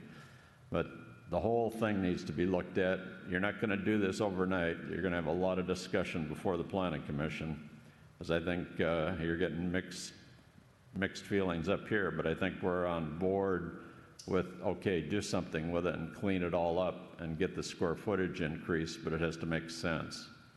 Is that a recap or? Yeah, I'd only add one more thing to it, and that is that I'd had the concept that the one thing I learned in the 10 years I was on the Planning Commission was, at the latter part of those years, I learned that we could always call projects up. Even if they were in the ministerial stage, we could say, well, this project has a problem, or it has an issue that we don't think can be handled ministerially because it affects policy under the general plan. So one of the things that we want to think about, I think, Ray, is putting in a device where somehow the Planning Commission is notified when a unique ministerial approval is pending, and they are given the opportunity to call that up and look at it. I think it's a good tool for you folks to use. We used it 2 or 3 times, I think, in my tenure, and I think it was effective, but I had to search out the projects. They weren't presented to me. So it's that's a worthwhile addition to that, in my view of what should be discussed. Trigger for notifying the neighbors. If it's ministerial, they don't get any notice? So if the project requires a standards modification, then it does have a story pole and a notice to neighbors component to it. It's 500 feet from the boundaries of the property. We do have another process we put in place in 2017, 2018 timeframe called minor exception, which lets you make a very minor deviation. That one is no story poles, and only the directly abutting properties receive the notice. If it is purely ministerial, meets all the base levels of the code, it's essentially approved at the counter and they can move forward. No notice is required. Okay, so I'm looking at the Avocado Crest Road, the top where I live, and there's all these little lots. So those people could theoretically come in ministerially, no one would know, or the neighbors would not be told, and they'd be able to put in a really large house. And they're already in the setback. They can't because the setbacks. They're already in the setback. Well, then they can't exacerbate existing non-conforming. But also, I believe they are going to look at, the commission will look at a number that would trigger a need for standards modification. Probably something greater than 1,500 square feet. It may be 3,500 square feet. That would still trigger a need for standards modification. That's kind of where I'd like to go, because I would like the neighbors to know if there's a McMansion coming in next door. I think the smaller ones, if you look at it, I know what you're describing, but you can't do it because of the setbacks and things. And those, they'd probably have to buy a couple houses up there and tear them down to put one in. Well, they could go down the hill to the They back. could go down the hill, but it's still, you're going to have your, And where Norm lives, those houses could be expanded, right? Yes, and to some extent, yes. I could expand my own if I wanted to. We haven't put 1 square foot on the home since I've lived there. So anyway, I would appreciate consideration. Ray, it looks like you have some work to do. You got to start from scratch on this whole thing because this has evolved over the years. And I'll go back to when Michael Colantuno was here. He said, you know, it's going to change over time and it's going to evolve. And I think that's basically where we're at today, because where we're at today is not what you would have put in 40 years ago, right? Okay, so you have any questions, Ray? Okay, so Planning Commission's got some work to do. All right, so we're through with this item. Thank you. Okay, so with that, we go back to item 17. Public hearing on vacancies pursuant to Government Code Section 3502.3. Staff report, please.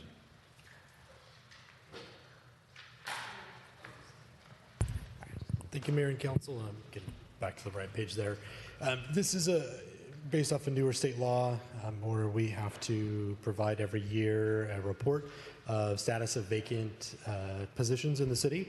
So for the upcoming 26-27 budget year, we have total budgeted positions of 20. We currently have 3 vacant positions, so a vacancy rate of 15%. The departments with vacancies is the Finance Department with 1 and Community Development with 2. The city is continuing to monitor and manage the impacts of the vacancies on public services and employee workload. We are currently in the process of one of the positions. I'm trying to fill that right now.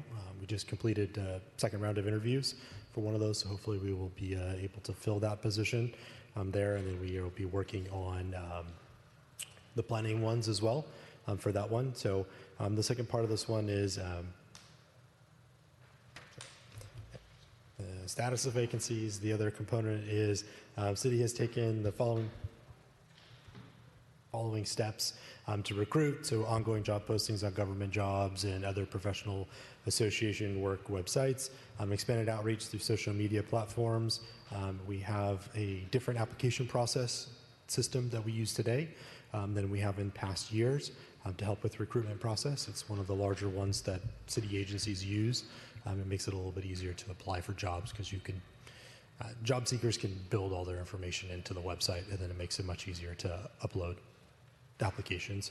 And the other is assessment of policies and procedures. Staff has not identified any other necessary changes to policies, procedures, and recruitment activities that present an obstacle to hiring process. There's no physical impact for this report. It is recommended the City Council hold the public hearing, receive and file the city's annual position vacancy report in compliance with Assembly Bill AB 2561. If you have any questions, happy to answer them for you. Okay, with that is a public hearing, so I'll open it up for any public discussion. Is there anybody that wanted to speak on this issue? Okay, seeing none, Glenn, come on up.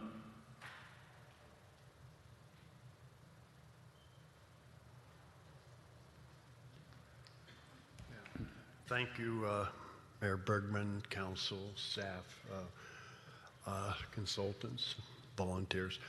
My question is, how much time did you spend on this, and is the state paying us to put this together? This one was prepared between myself and Angie. We probably spent 30 to 40 minutes going through it, and unfortunately the state does not compensate us for going through this process. Thank you. We have a lot of unfunded state mandates, Glenn. Okay, I'll close the public hearing. And do I have a motion on this? One question. Hopefully this is just rhetorical, but say for some reason we didn't fill one of these positions for 2 or 3 years, would the state come down on us? Or would we have to figure just our constituents would come down on us? No, this was sort of something that was done by like unions to see if you are using outside labor that's not union labor for things or other. Large organizations have associations, so it might be a way of filling positions without hiring association type employees that would be members of the association and unions for that. Yeah. I want to say you're kidding, but I don't think the unions care about us one way or the other, but No, he's not what can I say? What I'd like for the council to be able to see is a timeline when we opened an application for hiring, and the day we open it, and then report back, probably not monthly, but quarterly, because some of the position in accounting has been open ever since Angie was raised up. The positions in CD have been, well, they've been open a long time. So I think we as a council have to understand that this impacts what we pay people, right? And we've set pay rates for these positions, but if we're not getting any response, and we need these people, as was, we all recognize that. So I think we need to be reported maybe on a quarterly basis as to how we're doing with our hiring, how long it took to hire a staff member. I've been on the council now for 1.5 years, and I've been hoping to see someone in community development for 1.5 years. So it's, and I'm not sure we're any further ahead now than we were then. And that's not that means that's not against staff. It's just that maybe we need to modify something. Maybe you need to put more money on it. When you need people, you need people. I'm pretty much in agreement with you. Thank you. We certainly need to fill these positions, no question about it. Move to receive and file the city's annual position vacancy report in compliance with the Assembly Bill. Do I have a second? Second. Okay, Carol? Yes. John? Yes. Norm? Yes. Greg? Yes. And Brian's yes. Okay, that takes care of 17. We'll move into item 18. Again, this is a public hearing item. Let's go ahead with the staff report first, and then I'll open it up. Thank you, Mayor and council members. Angie, our assistant city manager, will provide the report on the fire tax. Good evening, Mayor and council members. This is a annual reoccurring item we bring, and it's about that time of year. 1997, voters in La Habra Heights adopted a special fire tax to help fund fire protection and prevention services. In 2005, voters approved Measure B, which amended the use of the tax funds, including emergency medical services. While Measure B amended the scope of the services funded by the special fire tax, the tax rates and the maximum allowable amounts were not adjusted or increased to help offset additional cost of life safety services. So this item here is just to allow the maximum tax amount specified in section 3.4.30 of the Municipal Code, Chapter 3, to help the fire department again with additional cost. The amount of the revenue necessary to provide the adequate fire prevention, protection, and life safety services to the city for fiscal year 26-27 is estimated at $2.3 million. The tax amount set forth in the attached resolution it's estimated at $1.3 million, which is based on a 3% increase, which is the max, allowed 3% increase over the previous year estimated revenue. So the difference between the budgeted amounts and the available funding is estimated to be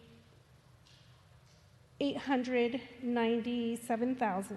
So of this, other fire department revenue will fund $236,000, and $660,000 is the estimated transferred in from the general fund to help cover the difference.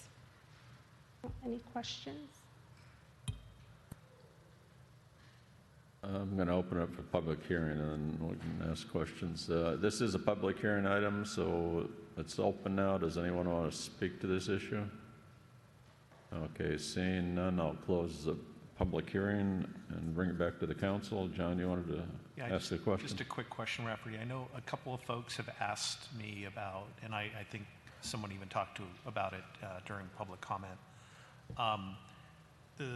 As written, it talks about the fire tax as it applies to a residence or, I think it's in points, right? So have we explored the impact that ADUs and additional, those types of things have, and have we explored what it would take to basically charge a fire tax per residential unit rather than per residence?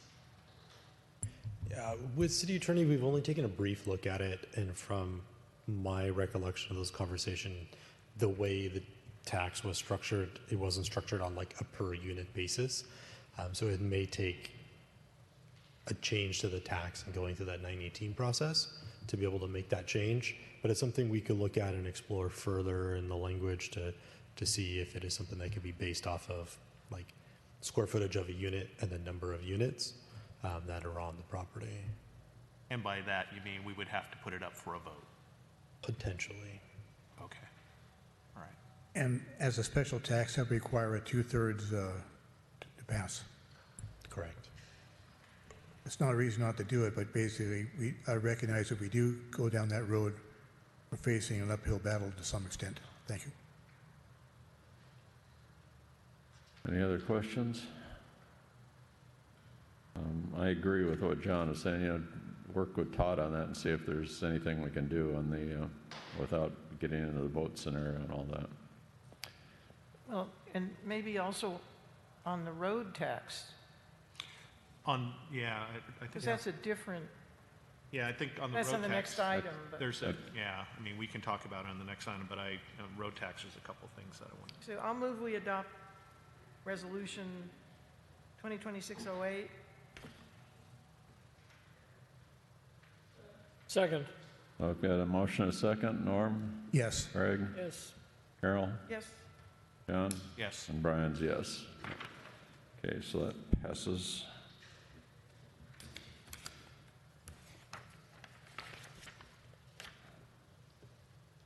Okay, so now we're into item 19, which is levy and collection of street assessment District 7 for fiscal year 26-27. Staff report, please. Thank you, Mayor and Council. Once again, Angie, our Assistant City Manager, provides staff report for you. Each year, staff presents this item to Council for approval of the annual levy and collection of the assessments for the upcoming year for District 7.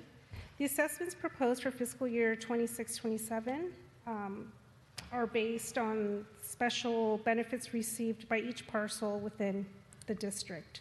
These assessments have been calculated relatively to the total cost of improvements and will not exceed the maximum amounts previously authorized by property owners when the district was formed. Attached, we have the engineer's report with the proposed assessments and estimated street maintenance project cost. Upon approval of the City Council, the levy will be submitted to the LA County Recorder's Office for placement on the secured property tax roll for the upcoming year 26-27. The total cost to be assessed within the District Number 7 for fiscal year 26-24 will be $494,776. These funds will support our planned street maintenance and improvements. Any questions? There might be some. Let me open it up for the public to speak. Stephen wants to speak on this.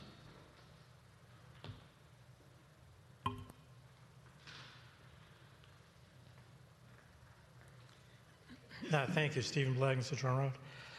As I say each year for this and the fire tax, they should be charged per unit, not per parcel. The road tax will have to be changed with the upcoming assessment district, assuming residents approve it. So you'll have a per unit charge, which should be the same regardless if it's an ADU or a full-size house. So actually, it's interesting, the number of people who live in a house is often inversely proportional to the size of the house. The smaller houses have, a lot of people, and the big ones only have a few. So that's it. And in the fire tax, you might be able to do that by a code change. That might not be able to might not need to go to a vote. Thanks. Thank you. Does anybody else want to speak on this? Okay, I'll close the public hearing and bring it back to the council.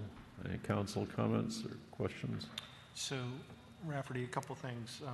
Again, look at it from the number of units, right? But have we also thought about incorporating an index into it?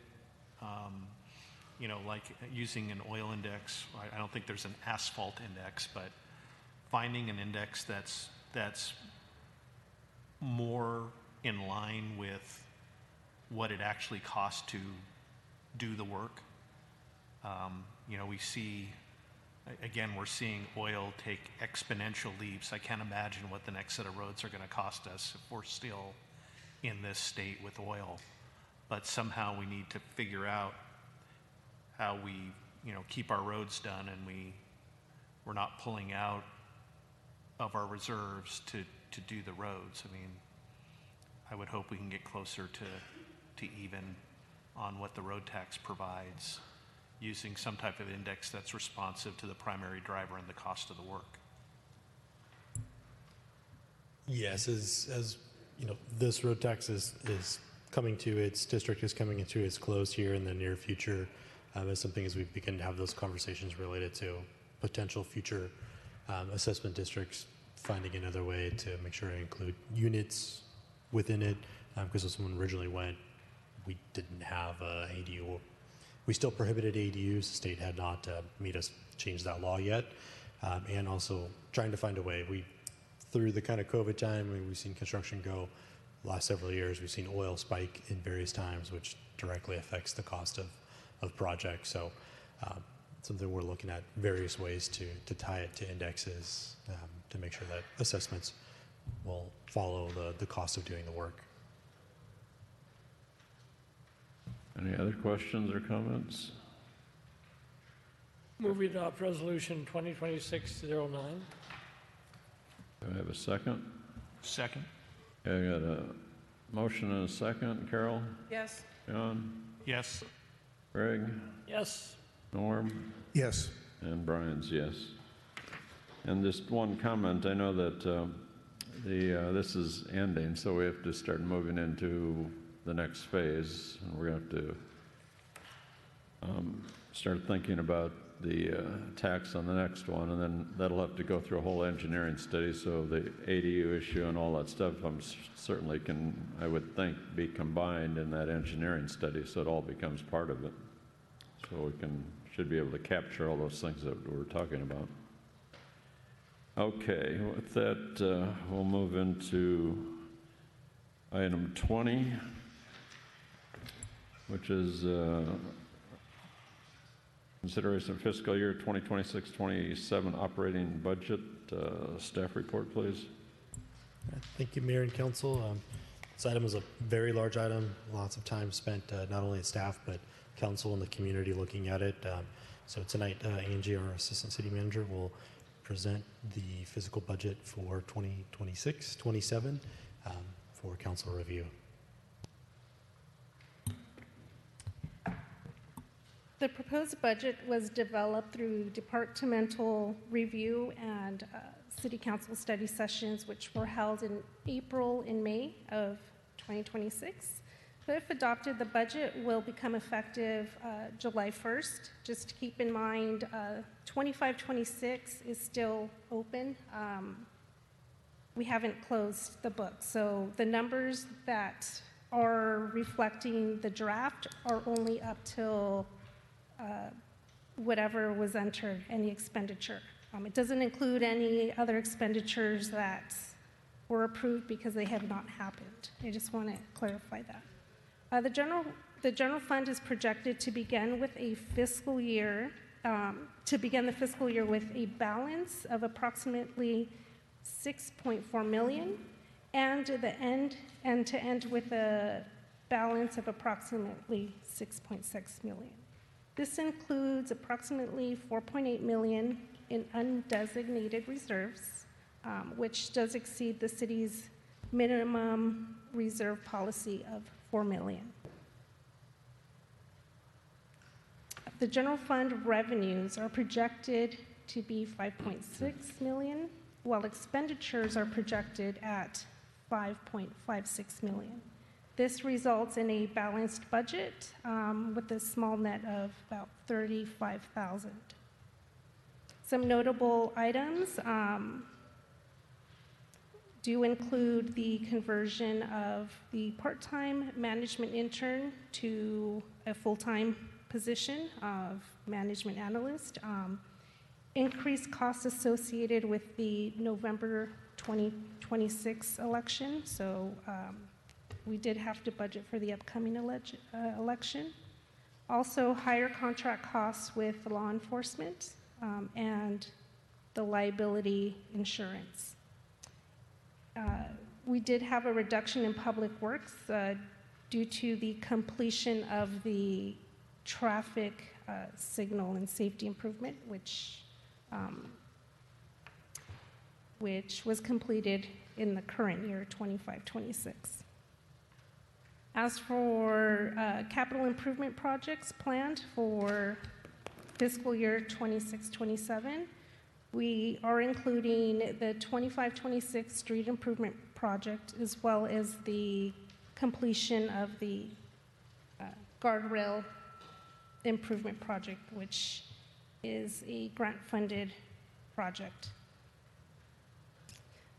So the City Council is also being asked to adopt the salary and benefits resolution, the Gann limit, which is required by the state, and the investment policy. Does anyone have any questions for me? Let's take public comment, see if there's any public comment, and then we'll ask questions. Stephen, you wanted to speak? This is, like I said, this is a public hearing, so it's open. Stephen Blagden, Citron Road. So I want to talk about the road projects. The budget says you're going to do the 25-26 project, which is basically last year, but you're going to have the money for the 26-27 project, which is for the fiscal year in discussion. And you did find that doing multiple projects at a time was a savings. So you should at least do the 25-26 and the 26-27 in this fiscal year, because you'll have the money and you'll have savings. And as I've said before, there's only 3 projects left to do the rest of the city. So I don't know if the general fund fronts the money to do all 3 at once, can you be reimbursed from that 3rd year from the gas taxes, Measure M, Measure R, Prop C, or if you front the money, is it lost? So if you can front the money and get it reimbursed, it would be good to do all 3, and you just finish the whole city off in one project and take advantage of the cost savings. If you can't recover the fronted money, then you should definitely do 25-26 and 26-27, because to me it'd be a waste of economy to do just the 25-26. Thank you. Thank you. Does anybody else want to speak to this? Okay, with that, we'll close the public hearing. And questions of the council? Carol? Well, first, I wanted to compliment you on the staff report. I thought it's answered a lot of my questions. Second, but the one thing I couldn't figure out was, which page is it? There's footnotes on page 101, and I couldn't figure out where they went or what they referenced. It's below the brush clearance program, but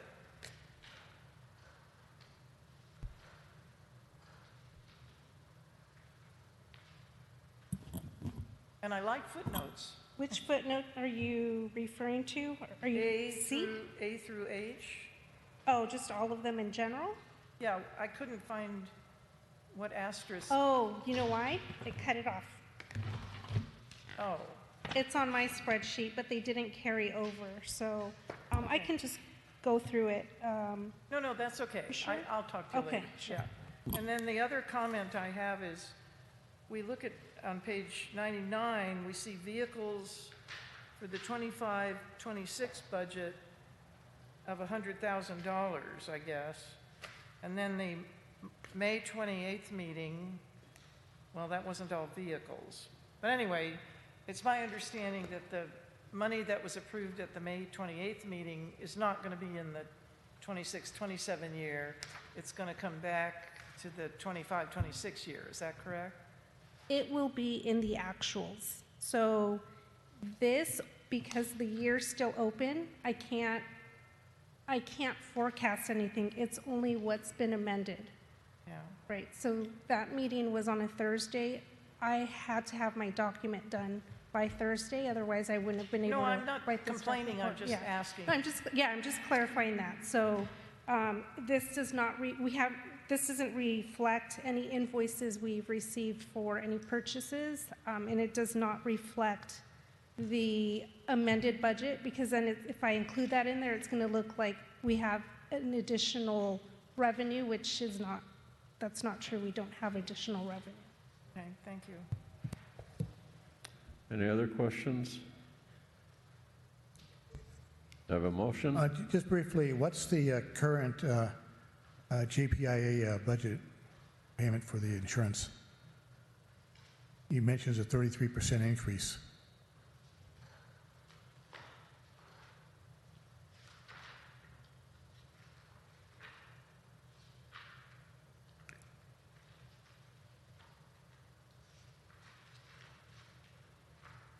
Well, I don't want to unnecessarily delay the meeting. If it's going to take too long, you can talk to me afterwards about it.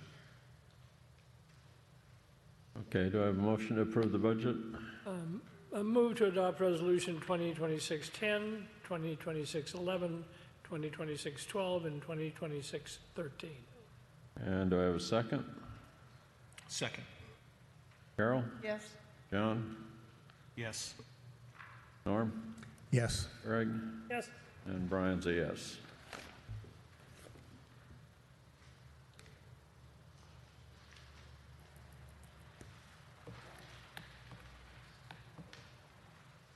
Okay, we'll move into item 21, which is the ordinance amending Chapter 7.28 of the Habra Heights Municipal Code regarding accessory dwelling units and junior accessory dwelling units and determining the ordinance to be exempt from CEQA. Staff report, please.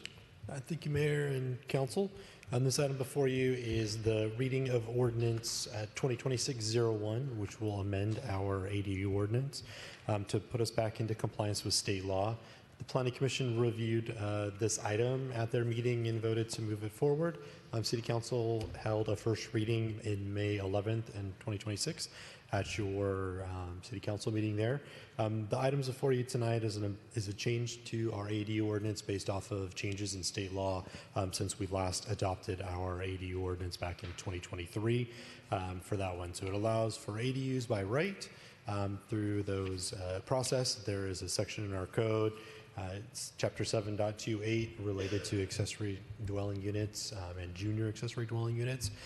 We have done a pretty thorough run through to make sure that we are up to date on all of current state law requirements. We are doing this as part of our housing element update, but also the state is telling us we need to make sure to update our ADU ordinance for that. We're very lucky tonight to have Deputy City Attorney Cho with us. She and myself are the ones that went through the code and made the updates and changes to it. So we feel that this meets all of the requirements we need to meet under current state law related to accessory dwelling units and JADUs. For that, so attached is the ordinance, and attachment 2 is a red line version where you can see the changes have been made to the code. If the council has any questions, I'm happy to answer. Otherwise, staff would recommend that the City Council conduct the public hearing, approve a second reading, and adopt ordinance number 2026-01, an ordinance of the City of La Habra Heights, California, amending Chapter 7.28 of the La Habra Heights Municipal Code pertaining to accessory dwelling units and junior accessory dwelling units, and determining the ordinance to be exempt from CEQA. Thanks. Very good, thank you. This is a public hearing, so we'll open it up. Glenn, you wanted to speak to this?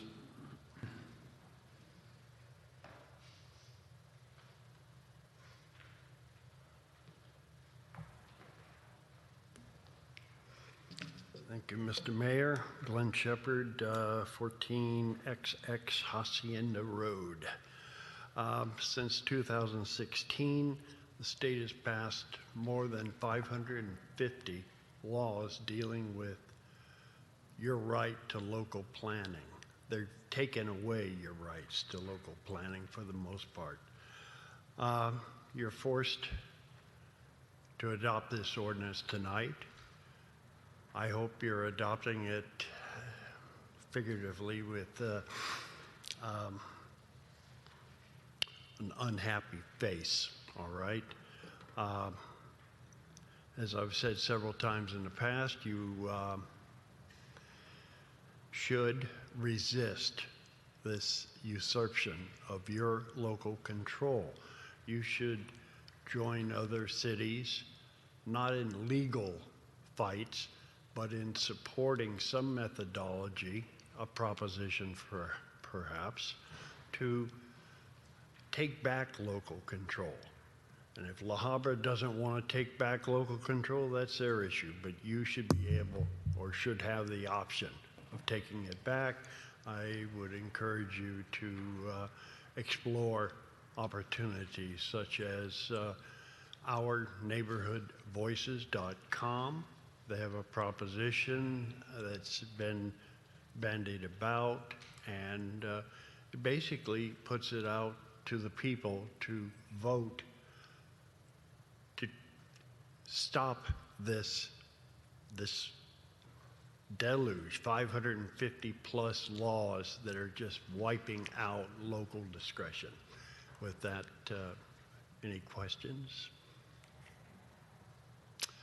Thank you, Glenn. Thank you. Stephen, you wanted to speak to this?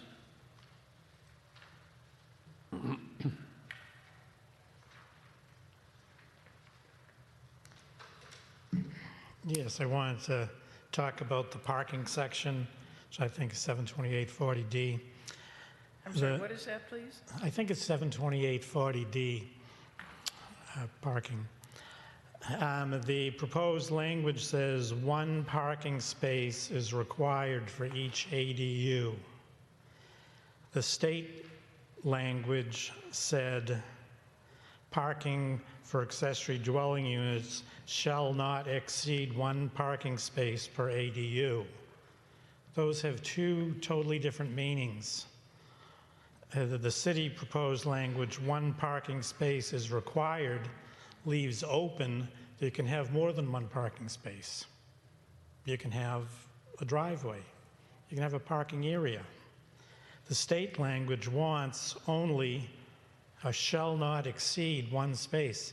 That's very clear. So I think the city, as in a lot of the other areas of this revision, basically just copy and pasted the state language, just do the same thing here. Parking requirements for accessory dwelling units shall not exceed 1 parking space per ADU or per bedroom, whichever is less. this is going to go to the state. If this person who reviews it is awake, they should kick it back. But you could do it now and just put in the state language. It's simple. Thank you. Thank you. Anybody else want to speak to this? Okay, I'll close the public hearing. Back to the council. Council comments or questions? I brought the same thing up earlier today with Rafferty. There's a procedural issue here, I suspect, since this is second reading. So the question really is, I agree with Stephen's interpretation. If it's pretty clear, it's what we're putting in is not what the state requires us to put in. So from my perspective, I mentioned in my cover letter to Rafferty today that this is really something for the city attorney to decide whether we can safely do this. There's also another component that wasn't mentioned. Stephen didn't mention it, but it went to the language having to do with the fact that you can't commence, you can commence construction of an ADU or a JADU before you begin. You cannot do that before you begin construction of the home. The reality for a lot of people is going to be that they might choose to build an ADU first and live in it because it'll be small, and while they're waiting for their home to be built. So the language as we have drafted it is we're precluding that. I don't believe that's an equitable way of approaching that, and I don't think it contravenes the state law at all. So this is really up to the attorneys to decide whether we can move forward on this or whether it needs to be amended and reread. What happens if they just build the ADU and never build the house? How do you? Obviously, the language has to be read in such a way that you have to build a house as well. You have to have a permit, but again, you could build an ADU in 1/10 the time it takes to build a 7,000 square foot house. Well, no, I understand what you're saying, but some people will just sit there and build the ADU and live in it, and it'll be this tiny little. Not if it was precluded in the ordinance. I mean, the ordinance can preclude that. Okay. I'm just saying that it doesn't really, at the end of the day, for me, it's just a practical thing. It isn't the thing. But the first issue, that's a legal thing. It's that, we're not saying what the state's telling us to say. And as much as I agree with Glenn that, we should strike back at them, this ain't the way to do it, because if in fact they happen to review our resolution and they find it out of compliance, then we go through this whole thing again after the admonition. So we shouldn't have missed this in the first place, I don't think. If we're going to do any changes on this, we have to go back to a first reading. Is that correct? My understanding is that we would need to hold an additional reading if we made any revisions tonight. Anything at all, right? Unless Correct. it's just a clerical or something? Correct.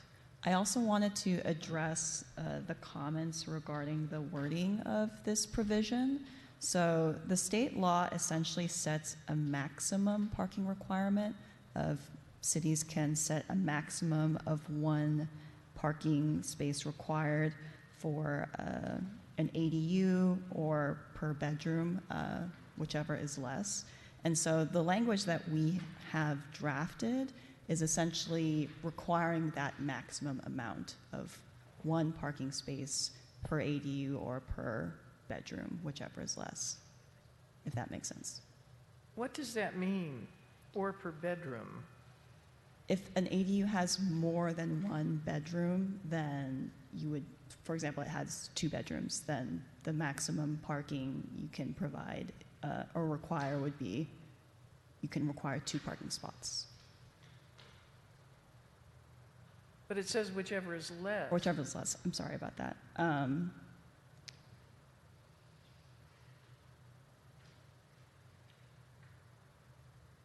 I think it's if you have an ADU,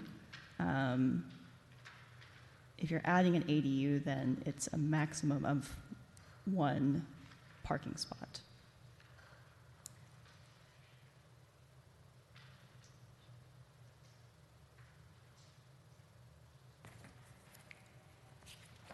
Rafferty, was there a reason that this planning commission didn't adopt the exact state language?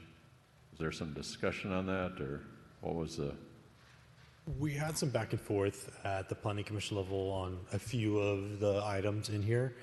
Ultimately, at the end of the day, the commission voted to move forward with this because we felt like it met the requirements of state law and would pass the test of ACD's review.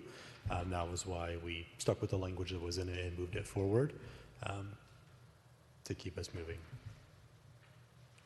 And could the change get us in trouble with HCD and they kick this back? For me, they would like to see us move through this process quicker, so we are supposed to provide this draft to them after this hearing, or the adopted version after this hearing, for them to be able to go through their review process for it, for the change. I guess what does the council want on this? Just a quick question. If we adopt it as it is, could we add the change down the road sometime and not get in trouble with anybody? We always have the ability to go back. I mean, every time you adopt or amend the ADU ordinance, we'd have to resubmit it to HCD for review, but it doesn't preclude us from making the changes down the road that, you know, Mayor Pro Tem Steffler also talked about, with allowing ADUs to be built ahead of the house. We could go back and make that change at any time, essentially. Well, you could call an emergency meeting and have it in 24 hours, or 23 hours. I think somebody's out of order tonight.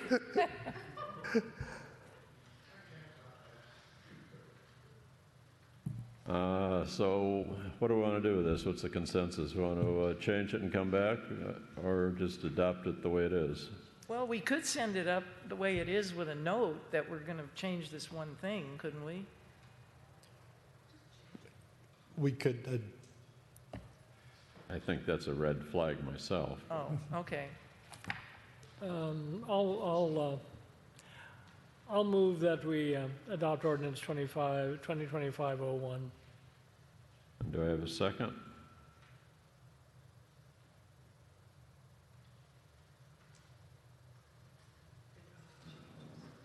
No second. Well, I guess I have I'm not another clear. motion. What do you think, Rafferty? Or Mr. Wooldridge? For best case scenario, for me, I would say if we adopt it, it keeps us on the path that we have with HCD right now. It doesn't preclude us from amending it anytime in the future. So maybe we should adopt it and then put it on the agenda to correct it. Oh, but then that's your red flag. Well, I don't know that that has to be I don't know that that language has to go to HCD. You just adopt it and send it to them. You don't have to say we're going to adopt it again, right? Or no, we just, all we do is it. we upload the adopted ordinance through their portal. And then if we adopt it in the future again or make a change in the future, we just submit it through their portal again. I mean, I guess that's your call. What do you think? It's better to stay silent with it or talk about it? I think in my read of the statute, this whichever is less language is a bit confusing. In my read of this provision in state law, I don't believe that what we've drafted conflicts with that. And so my recommendation would be to could move forward with passing this resolution. We can sort of have internal discussions about if we want to submit a revision to HCD, but as Rafferty has mentioned, there is a timeline that we've presented to HCD regarding when we would send this approved and adopted ordinance to them with our revisions. Okay, I'll second Mr. Steffler's motion. Okay. Norm? Yes. Greg? Yes. Carol? Yes. John? Yes. And Brian's yes.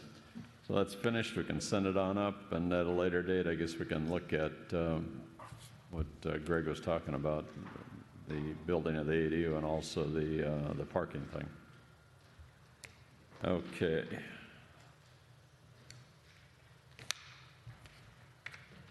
So with that, we'll move into Item 22, which is adopt city council bill on, or adopt city council policy on Senate Bill 707. Staff report, please. Thank you, Mayor and Council. The item before you tonight is related to SB 707, which amends some provisions in the Brown Act related to the requirements for council meetings, which will take place beginning in July. So as part of that, as part of electronic participation, which we currently have here, where we live stream the meeting over our website and also have telephone access available to the community to call and make public comments. If there is disruption to those, there is a set of policies that we would have to follow to say our internet service or our live stream goes down, or we're not able to take phone calls, that we would have to go through a procedure to stop and wait and do several things in order to move forward with the council meeting. So we have prepared a council policy related to disruption of remote services during a council meeting. So there are 4 parts to it. The first one is the purpose is to ensure compliance with Senate Bill 707, establish procedures for addressing disruption or remote participation during council meetings. Part 2 is the background. SB 707 amends the Ralph M. Brown Act and establishes a new public access requirement for city council meetings beginning in July 1st, 2026. Among other provisions of SB 707, it requires the city council to adopt a formal policy addressing disruptions to telephonic or internet services during a public meeting.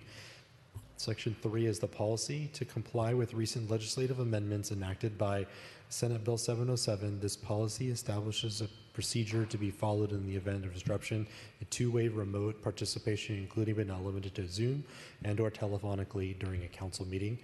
Section 4 is the procedure. In the event such disruption, if the interruption prevents members of the public from remotely attending or observing the meeting, the City Council shall recess for no less than 1 hour, during which time staff shall make good faith efforts to restore the service. The City Council may conduct a closed session during this time period. Following any such efforts, the City Council shall adopt by a roll call vote a formal finding affirming that reasonable efforts were made to resolve the disruption and that resuming the meeting serves a public interest more than further delaying the meeting to seek a resolution. Alternatively, the council may adjourn the meeting to a time and date in accordance with applicable law. So those are the new policies that we would have in procedure in case there is a disruption to our live stream or our telephonical access that we have for residents today. So the recommendation is for the City Council to adopt the policy of disruption in remote services to incorporate the new Brown Act amendments regarding council meeting disruption procedures for 2-way remote access pursuant to Senate Bill 707. If you have any questions, I'm happy to answer. Questions? I guess I have one question. It's if you're how do you get notified that it's down? So generally, when we start the meeting, every time we start the meeting, we have a staff member log in to make sure that the meeting is up, the audio is going, the video is going, to make sure that we are actually live on the website. We don't have somebody who watches it all the way through, but we do have someone who watches the phone in case somebody does call in and do it. That would be the way we do it. Sometimes through our Granicus system, we can tell if it stops recording and it glitches, which is what Christina is monitoring over in her penalty box. And do you know the requirement if it went down and we didn't know it and we continued on to the meeting for a period of time? It would be that. I think once we're aware that it is not working, then we would need to stop the meeting and try to seek a resolution, which we have done in the past. Sometimes when we've had some issues starting a meeting and Granicus has had some issues, we'll typically wait until we can make sure that it's up and running and live streaming. Okay. According to this, though, we don't have to go back and try to recreate things. No. Okay. Any questions, staff? Or council or other? Do I have a motion? Make a motion that the council accept the policy of the disruption of remote services pursuant to Senate Bill 707. Second. I have a motion and a second. Norm? Yes. Greg? Yes. Carol? Yes. John? Yes. And Brian's a yes. Okay, item 23, potential uses for a vacant lot up there. And Glenn, you wanted to speak to this a little bit? I don't know, we're probably not going to do anything with it tonight too much, but come on up and speak to it.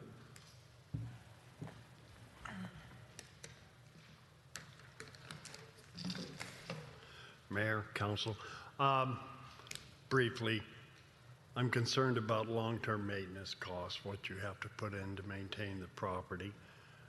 I'm not sure about pouring gravel all over the place, what that's about, but I would like to suggest that a park setting be evaluated, not a full park, just a basic park with some gravel for a few cars to park.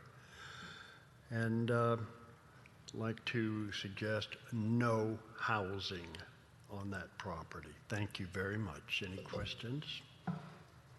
Yeah.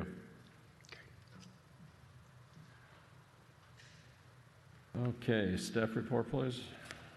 Thank you, Mayor and Council. This item has been discussed a few times at Council and Planning Commission.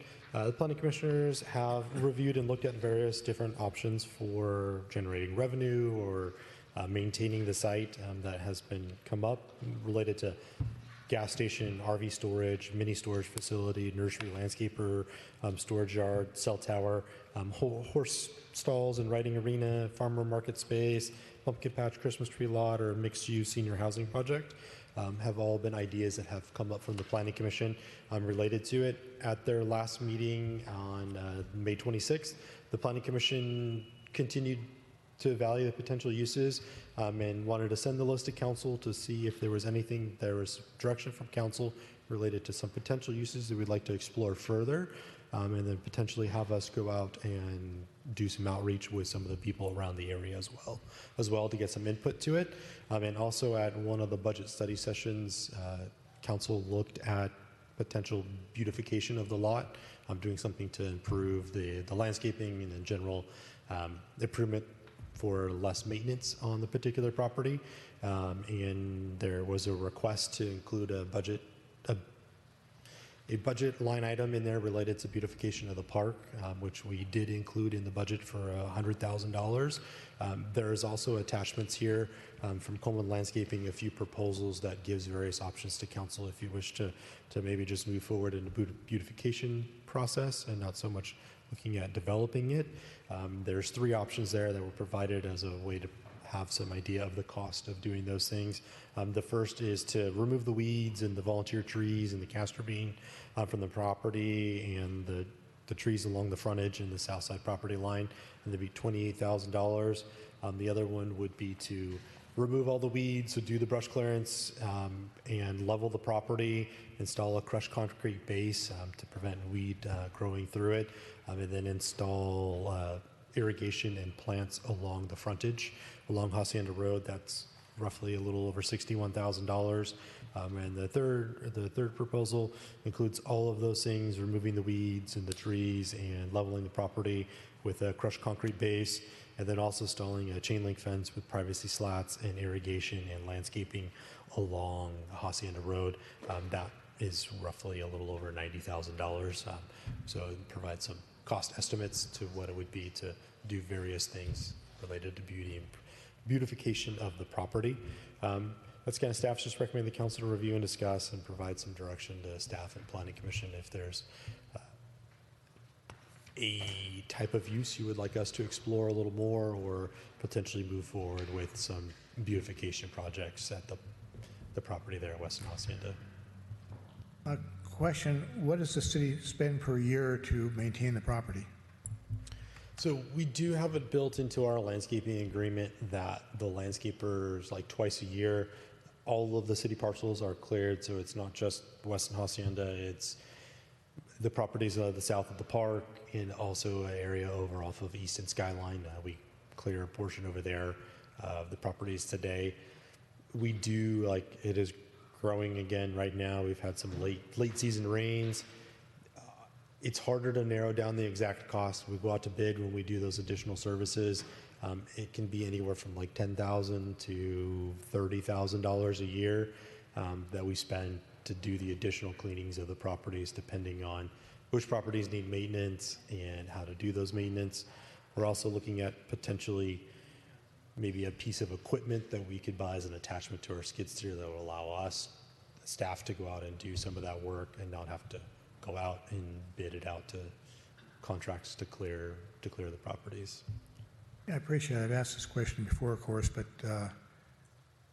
it'd be useful to know roughly how much we would save by not having to do all this extra maintenance and figure that into the total expenditure. And that would be useful. The other concern I have is the lack of contact with the neighbors. I stopped by the next door neighbor, the one directly to the south of the property on bordering Hacienda, but just to the south. Unfortunately, I went home at the time. I talked a little bit with his son. But I think before we start cutting down all those trees between the two properties, we ought to run it past the neighbors and at least get their input on that. So I've lived in the city for 25 years. We principally use this piece of property during road work, and we do it during storms, right, where we haul the dirt up there and the effluent and the trash, and we don't have a lot of spots that size. This is 2.1 acres in the city to do that. We don't actually have, even though we have lots of miles of road, we don't really have a public yard. This is our best excuse for a public yard. It's ugly. It's a pain to maintain, and it's wasted money because as soon as we've maintained it, a year later, it's back to where it started again. There's no simple way to do that. If you talk about using stay-in herbicides, people's eyes blow up and they get upset. So I asked Coleman to do a draft. He's one of our roads clear, one of our contractors in the city. And so his comment was simple. He said, well, if you use crushed rock, now Glenn, this isn't pebbles. This is crushed rock. Crushed rock has to be compacted. It has to be watered. Ultimately, the crushed rock and the dirt and dust of it forms a fairly impermeable basis. In trucking, we use this all the time for 3-4 year yards where you don't want to put down asphalt, but you don't want weeds growing through. So pretty much if you do that correctly, you don't have weeds growing through it. There's one pretty tree, a very nice oak tree on the boundary. The other trees are largely weeds. The simplest, and my point is, as I drive past it, people call me. I can't tell you, last year I probably had 5 calls bitching about us having to, them having to comply with brush clearance, and we have this parcel. And I dare say there's nobody on the council that hasn't had those calls or those conversations. And I certainly don't blame them. Yeah. I mean, it's our property, we should maintain it. And throwing money away, cleaning it every year makes very little sense to me. Plus, I think you really want to maintain it to have an actual public yard. Right now, we're storing our skid steer up at the park. We've got stuff sort of spread around. Once we have a nice solid base, it would be canted so that the water runoff moved down towards the stream. So to me, I just don't see how making money off that makes much sense, because if we put it to another use like that, if we could find one that was remunerative, then we'd lose the use that we need for roads and for public works and for disasters. It was a place to put our debris rather than hauling it off in trucks, which costs a lot of money. So at the end of the day, I'm supportive of adopting one of the, or putting out to bid rather, and the only thing I have to say is it's either the second option or the third option. If we don't think we need a chain link fence and we can handle it with plantings that look nice, that's fine. You'd only want the chain link fence if you were worried about people going onto the property and doing harm. So, and that's a $39,000 part of the equation, the chain link fence. So, if I would strongly support adopting item, the second item, the $61,000 item, and turning that into a bid project. One additional item, if I might, going back to the beginning of the council meeting when Patty and gentleman from Brea talked about the equestrian or large animal, I guess we call it escape route or emergency route. One thing I would suggest is perhaps if we're going to work on this project, we could make sure there's space next to the road for a trail for evacuation. That could go all the way down to from West Road down to Avocado Crest, cross to the light, and then they could have a sidewalk and easy streets all the way down to Whittier Boulevard if necessary.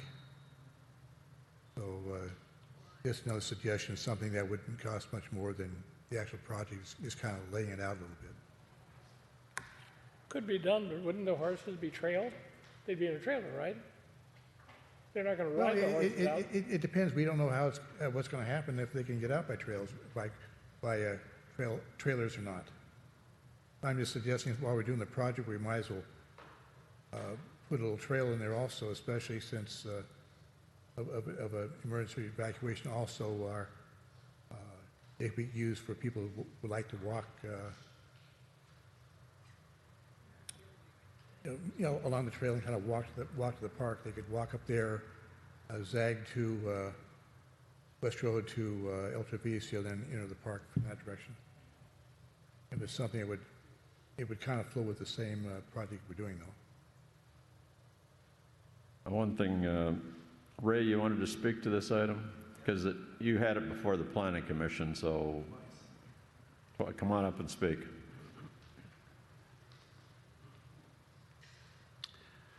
Thank you, Mayor. We've talked about this a lot, and our city manager gave you all the many uses that could be of benefit to the city. But basically, in my humble opinion, the city council needs to decide whether they just want to keep that whatever 3-acre lot that's been sitting there empty for years and years, not generating revenue, or do something that will generate revenue for the city, a use that will, which could be some of the proposals, RV storage yard or a storage yard, with nice landscaping to shield it, something that would generate revenue for the city. So that's something this council would need to decide. Somebody said, oh, we should build a corral, a horse corral, a riding rink. And I go, what for? You've got one right up the street on Hacienda. Why would we build a second one? Somebody proposed letting a marijuana grower come in. I said, no, I'm very adverse to drugs. So if you could decide which way you want to go, I can't, as a builder and developer, I can't imagine that I would have a lot that size, a prime location, which it is, vacant for years, just sitting there paying $30,000 last year, I think, for weed abatement. And also, I talked to Michael Lawton. Some of you may know him. He's a commercial broker in La Habra. And we talked at length of some of the uses. And because of that surplus land act, I think it's called, you can't, the city can enter into a 15-year lease. So let's say you wanted to build something commercially. Most developers, contractors are not going to want a 15-year lease because they're afraid what happens after that.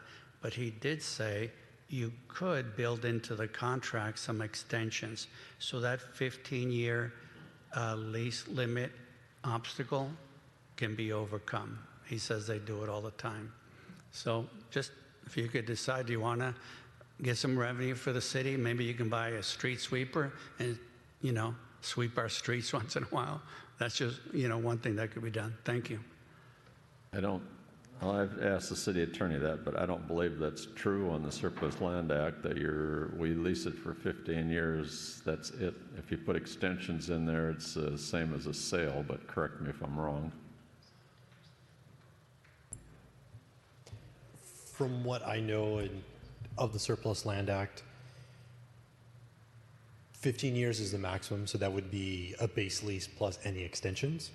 But we could take another look at it just to double check to make sure, or maybe there's something else that happens. I mean, take a look at that, because we're tied to the Surplus Land Act, and that's another thing that maybe for the edification of the public, you can go through that real quick. It's not a simple thing, because you're looking at the density and things, and the only thing we could decide, I guess, is low-income housing or senior housing or something like that, and a high density, right?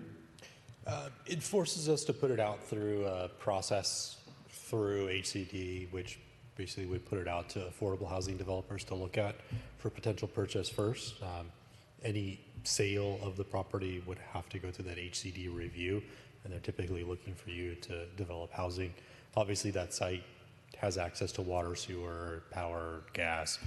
Everything that is needed is in front of the street along Hacienda. So it would be a site that would potentially be attractive to housing developers to develop affordable housing. It would be then looking at, like, geotechnically any issues there. There's Blue Line Stream, which does limit development related to, you know, a certain setback from the stream, but it does make it a little bit more of a complex process. I mean, that's sort of what Glenn was talking about. The state has taken away all our rights, and it's they've taken away our rights of what we can do with that land right now too. But check on that 15-year if you can do extensions and things. John, you had some comments? Yeah, I think we need to look holistically at all the land the city owns. Greg, you brought up the issue of city yard. I would even, you know, if there's better uses for that land that make it look more appealing than what it looks now, especially given that Hacienda is our major road, that we also look at, you know, the property we own over on West and talk with Matrix about, you know, there's a lot of unused land there that's theirs, that maybe that's a better site, you know, back in the back part of that property to use it for city yard usage and equipment storage usage. Because the thing I get concerned about, Greg, is, you know, I don't know how many cars are on Hacienda Road a day. It seems like there's 50,000 cars a day driving on Hacienda Road. And I see that we store construction equipment there from time to time, and I know that construction equipment has been stolen from locations off Hacienda. So I would really support looking holistically at our properties, maybe the west, talking with Jonathan about maybe using the West Road more for, you know, construction-related storage, because there are some, like I said, some remote parts of that property that can't be seen, and really think about using or how we get better usage out of the property at Hacienda and West. Just a thought. Engelhardt, you got anything? I don't have much to add. I have never had a complaint about it. It sounds nice to plant trees on the, Sure. It seems to me if we plant trees on it, we're going to have maintenance costs going forward. I guess I sort of agree with Greg, or do nothing to it. Nobody's complained to me. That whole little aisle there, the properties across from it don't look so good either, that awful fence. Yeah. So The thing of it is, what Greg has proposed here, and it seems like you got a really good price from Coleman on that, and I sort of agree. Whatever we do with it, if we do use it for road construction and things, you put down that base, and you got to eliminate a lot of the maintenance factor. We're spending money on it each year now, and we can beautify it for not a whole lot of money, and that does not prohibit us from doing anything in the future with that land. And at least we get a row of bushes along Hacienda, so it should look a lot better. right, but you got to be sure. I mean, that ugly berm is to keep people from driving on it. So Well- just you plant a few little trees and. Well, it wouldn't be trees, it would be a long extended, 64 shrubs are parked. And so the berm is cleaned up and straightened out. The way one tree is maintained, and then his proposal, you can maintain whatever you want, but he calls the other ones weeds. The oak is a beautiful tree. That was one that was Gann gifted to the city years ago. But the berm would stay, and what you do is you plant the foliage, not trees, but, 4.5 foot, 5 foot tall planters, 65 of them, which cover the entire curve on a 3 foot center. So so every foot you'd have this growth, and if you wanted to, they could, if it was the right plants, they could be drip irrigated for nothing. Maintenance wouldn't be much of anything, or if we wanted to protect it so stuff wouldn't be stolen off it, then you'd have to put up the chain link fence. That would run us up to $90,000. And we're trying to get rid of chain link fences. Yeah. It's and yet we don't seem to be getting rid of them. They seem to be cropping up still. But anyway, I just wanted to get a order of magnitude here as to what we could do with it. If council feels that we don't need to do anything at the moment, that's fine. I really don't see, if we start to talk about it as being a developable piece of property, I guarantee you HCD is going to demand that in our next cycle, we include that as a multifamily use. And now think about this, the corner of Hacienda and West, a multifamily use development on that property. Just think about it. Problem is the fire thing and the ingress and egress. Absolutely. So it's Horrible thought, yeah. oh, And if you could kind of come off of West and across, but you can't because of the culvert. So you're sort of stuck. You have to turn the corner on Hacienda to get into that property. So I don't know. I'd sure hate to have HCD tell us we have to do that. I guess the one thing that can be done maybe is have a discussion with HCD because it is a fire hazard area, and we do have an approved housing element and everything. We've got our numbers, and can we reduce the density there because of the fire hazard? Oh, boy. Or is that a possibility, or should we not even go down that road? That makes us a target. Yeah, probably not a good road to go down, I would say. Okay, so we'll just, I guess I'm okay with you, Greg, on that. I wouldn't put up the chain link fence right now, but we can clean it up for $61,000. It's not. Well, if it's appropriate, it's on the agenda, so if it's appropriate, I'll just move that we put it out to bid for the same services that appear on the Coleman's $61,000 bid, and move the project forward. Or keep it as a corporation yard. Yeah, that's what we're doing. Yeah. Do I have a second? And to clarify, we'll be able to contact all the people who live nearby and let them know what's going on. Of course. Will the city send out notices at this point? Not until we have a bid. We can send some information out to those neighbors, as we didn't have a permanent direction we were going to go. We haven't sent anything out to anybody since, but now if this is the direction council wants us to move, So we I can still have a engage them. question. Pardon me? I still have a question. John's got a question. So does the $61,000 bid include bringing water to that site? No, we would have to bring water to the site. So it's not $61,000 then for B, number 2. Well, it may or may not be. So the question is, where is the water meter on the property immediately to the south?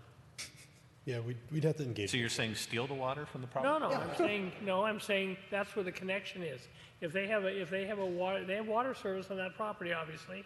They have a house. So the question is, where can you find the water? Where does the water main bring the water into their property? You may have to ask them to grant an easement, but it may be, if it's on the extreme north side of the property, then it probably wouldn't be a big issue. All I'm saying, Greg, is I don't know that I can vote for number 2 because I don't think $61,000 represents the true cost of number 2. There's no water on that site, so you can't. I don't want to plant trees until there's, I mean, We you're, could- you're making a lot of assumptions, right? That we can get an easement, that we don't have to tear up Hacienda, we don't have to pay the water company to install a meter. Look, these are estimates. I tried to give you an order of magnitude, John. I didn't suggest that this was perfect. Yeah. At the end of the day, this is going to go out to bid anyway. So we can include the fact that they have to find a way to get water to do drip irrigation. And that can be put in their bid. So this is going to come back to us? Yes, what we'll do is work with the water district to look at options for water for the property, meter, location, and that aspect of it.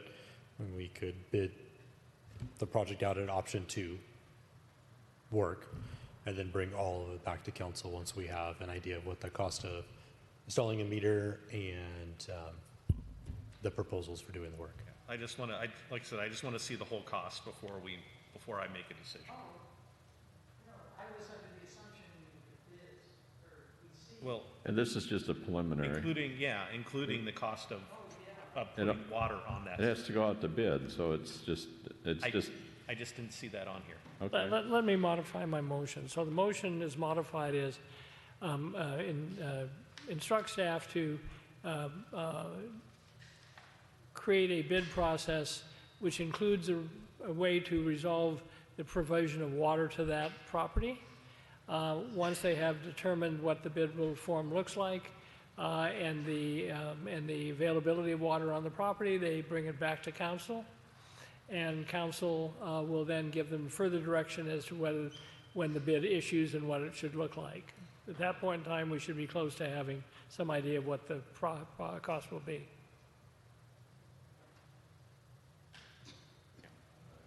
Second? Do I have a second? Second is modified. Okay, a motion and a second. Ms. Engelhardt? Yes. John? Yes. Norm? Yes. Greg? Yes. And Brian's yes. I knew we weren't going to get done by 8 o'clock tonight. I mean, I think that bringing water to that site increases the value of the site, so that's really a no loss for us to get a water meter there. So, and I would think that it would also, if we're going to use it as a city yard, there's always a need for water on those sites. So whether it's water trucks filling up or whatever it is that we need to do there. So we should look at sizing it. If that's our planned use, then we should look at sizing it so that it actually has value to the contractors too. Okay, let's, with that, we'll move into item 24, agreement with 3DI Engage your fire prevention software and inspection management software. Staff report, please. Thank you, Mayor and Council. So the item before you tonight is related to our brush clearance program. In the past, the city has utilized software from 3DI to do our inspection process and review and notice and all of those things. Last year, we moved away from 3DI because we were at our 5-year renewal with them, and the cost for the service was a little over $35,000 a year. So trying to save some costs, we looked at other software options to see what other communities are doing, other fire departments are utilizing, and what other software is available. And at that time, back in September, the City Council authorized us to make a change to a software called First Due with that one. So since that time, our fire marshal and Dawn, our management analyst in the fire department, has been working with First Due to try to put the software together to be able to fit the needs that we have for our brush clearance program and the way we do inspections and how close we looked at it. And unfortunately, we're not able to get the software to be as promised and get us to the need that we have. So looking at options to go make a change to be able to fill those needs. Looked at another software company, same thing through that process. We looked at they wouldn't be able to meet our needs. We went back and had a conversation with 3DI. After we left them last year, we were one of their first clients. They sort of went back and had a look at their rate structure that they have today.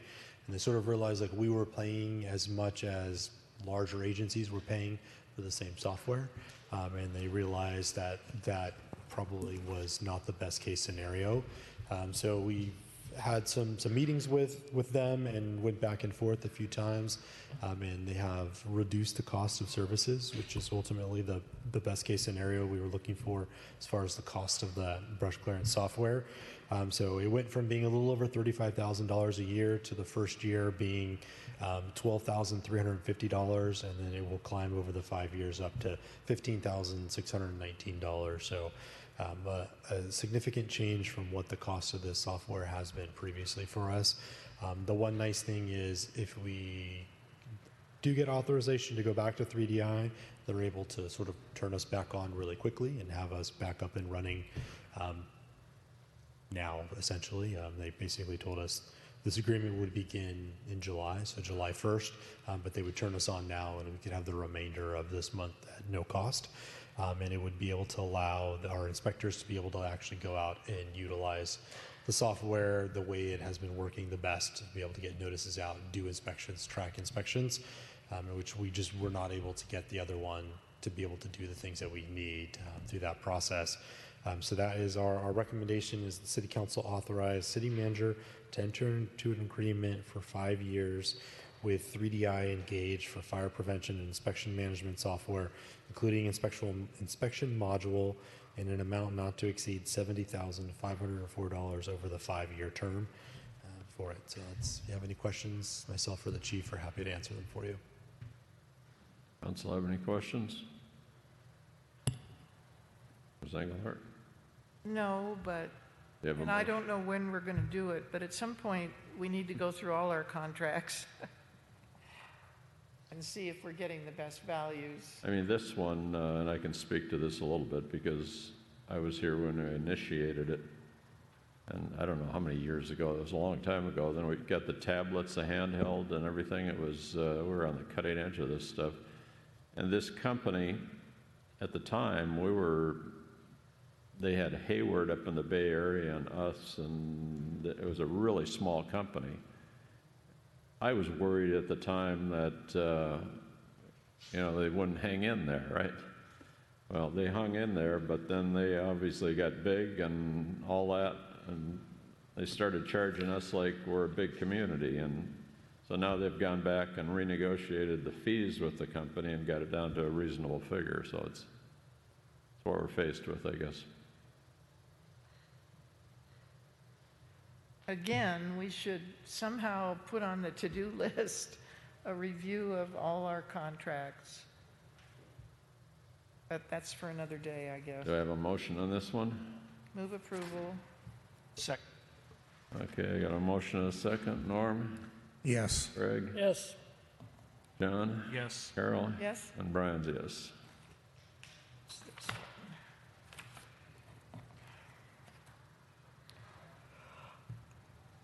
Okay, with that, we'll move into item 25, consideration of resolutions pertaining to the general municipal election on Tuesday, November 3rd, 2026. Staff report, please.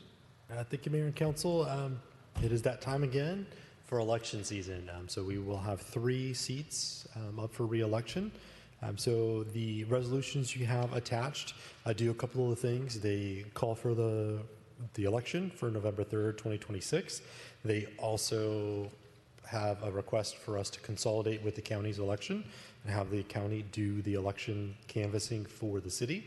And the last one is related to the statements from candidate statements for those things. So attached are 3 separate resolutions related to the election.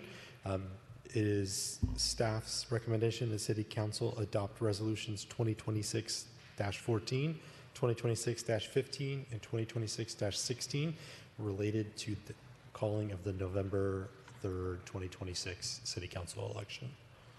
If you have any questions, I'm happy to answer them for you. Any questions of council? Do I have a motion? Move to approve the recommendation. Second. We have that'd be resolution 2026-14, 2026-15, and 2026-16. Okay, I have a motion and a second. Carol? Yes. John? Yes. Norm? Yes. Greg's yes, and Brian's yes.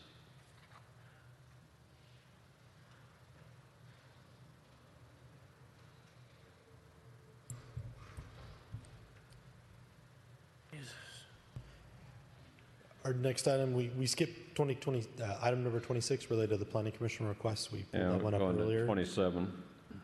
So 2027 is just 4th of July public safety preparations. This was an item that was requested to just provide some information related to 4th of July upcoming and the concern for fire risk and also blocking of streets from parties and people watching fireworks. And some of the things that like staff, the fire department, sheriff's department, fire watch, and the rangers for the Habitat Authority are doing. Like we said earlier today, we met and had a little pre-meeting with staff, fire department, fire watch, and the sheriff's department to kind of look through pre-planning of our way we do patrols on the 4th of July. Last year we made a change and we worked closely with the fire watch and the rangers and the sheriff's department to have an EOC.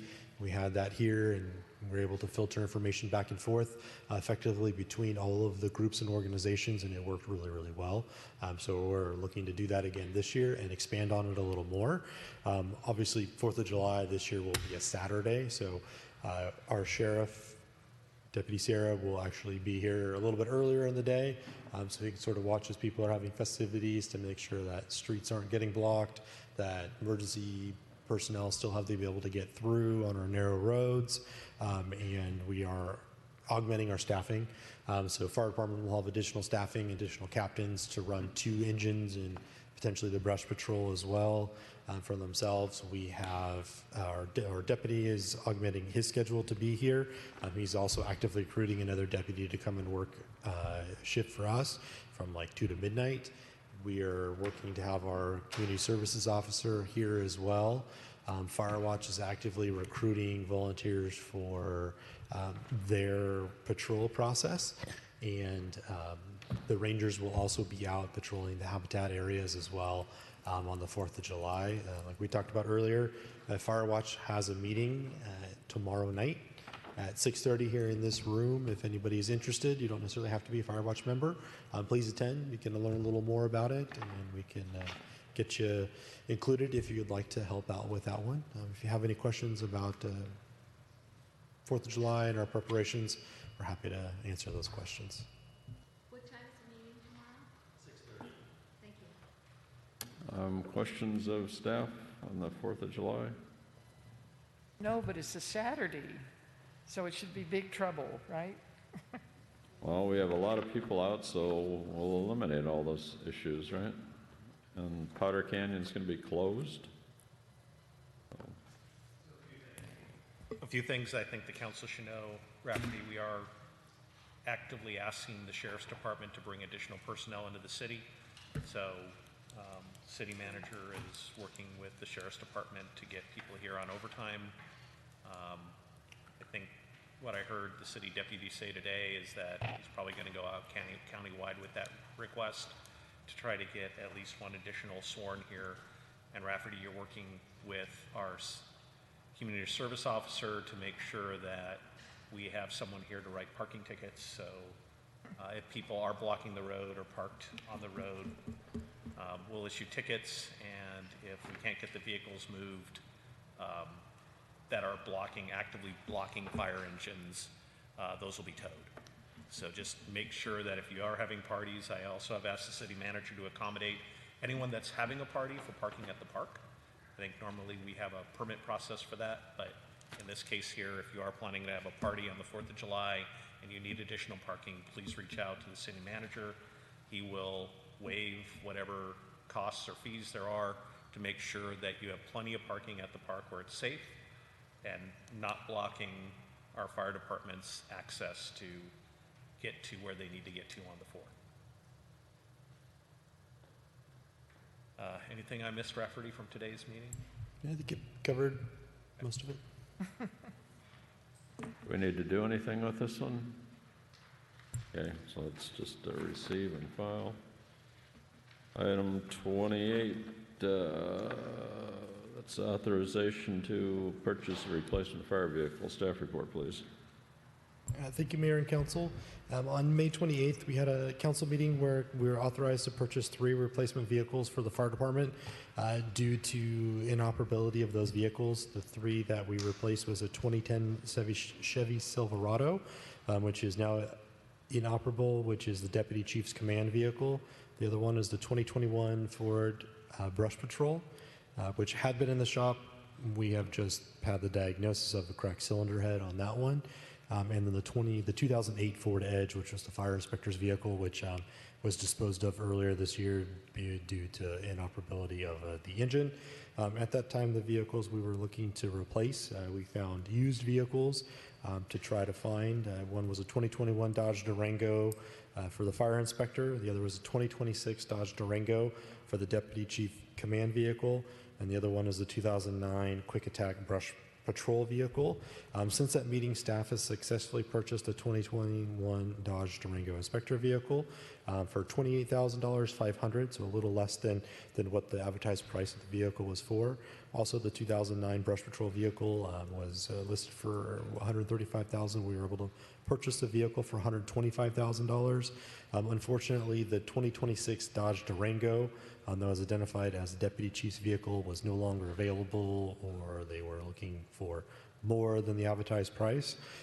So we had to move on to find a comparable replacement vehicle, and they were able to identify a 2024 Ford Expedition 4x4 command unit that was listed at $83,000. The chief has been speaking with the seller and has been able to negotiate a price down to $70,000 for that vehicle. This one, you can see there's an attachment of the vehicle as attachment 1. It's a larger vehicle, being an Expedition, so similar to the vehicle that Deputy Beltran used to drive, but this one is outfitted more as an actual fire command vehicle. It has racks and boxes in the back that they're used for all their equipment and things for command posts, and also has all of the lights and radios and things that would be needed for the deputy chief to be able to respond for emergency bases from where they are located. So the recommendation is for the City Council approve the purchase of a 2024 Ford Expedition 4x4 command unit or comparable vehicle for an amount not to exceed $70,000. If you have any questions, myself or the chief are available to answer. Questions?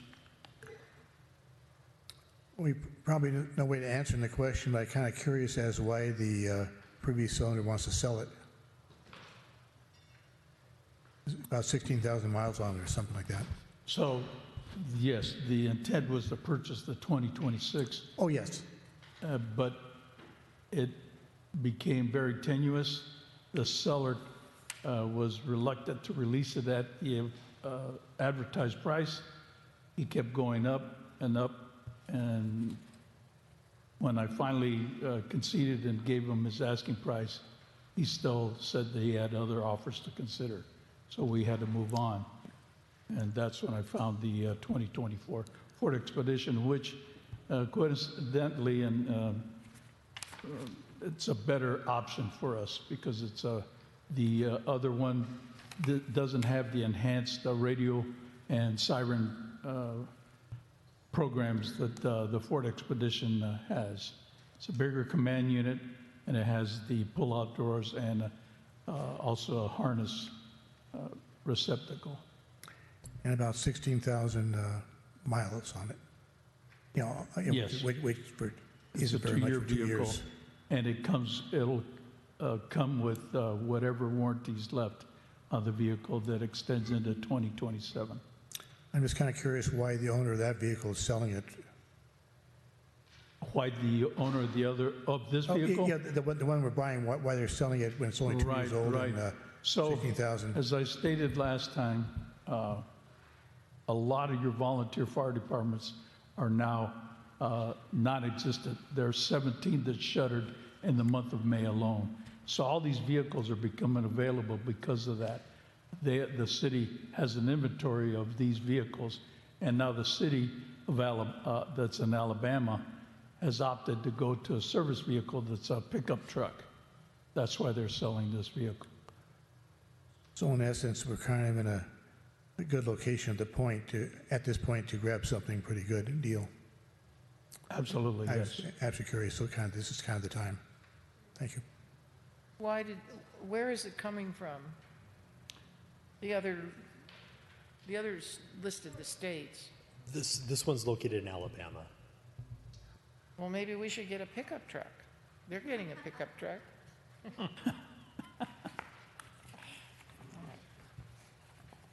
I have nothing.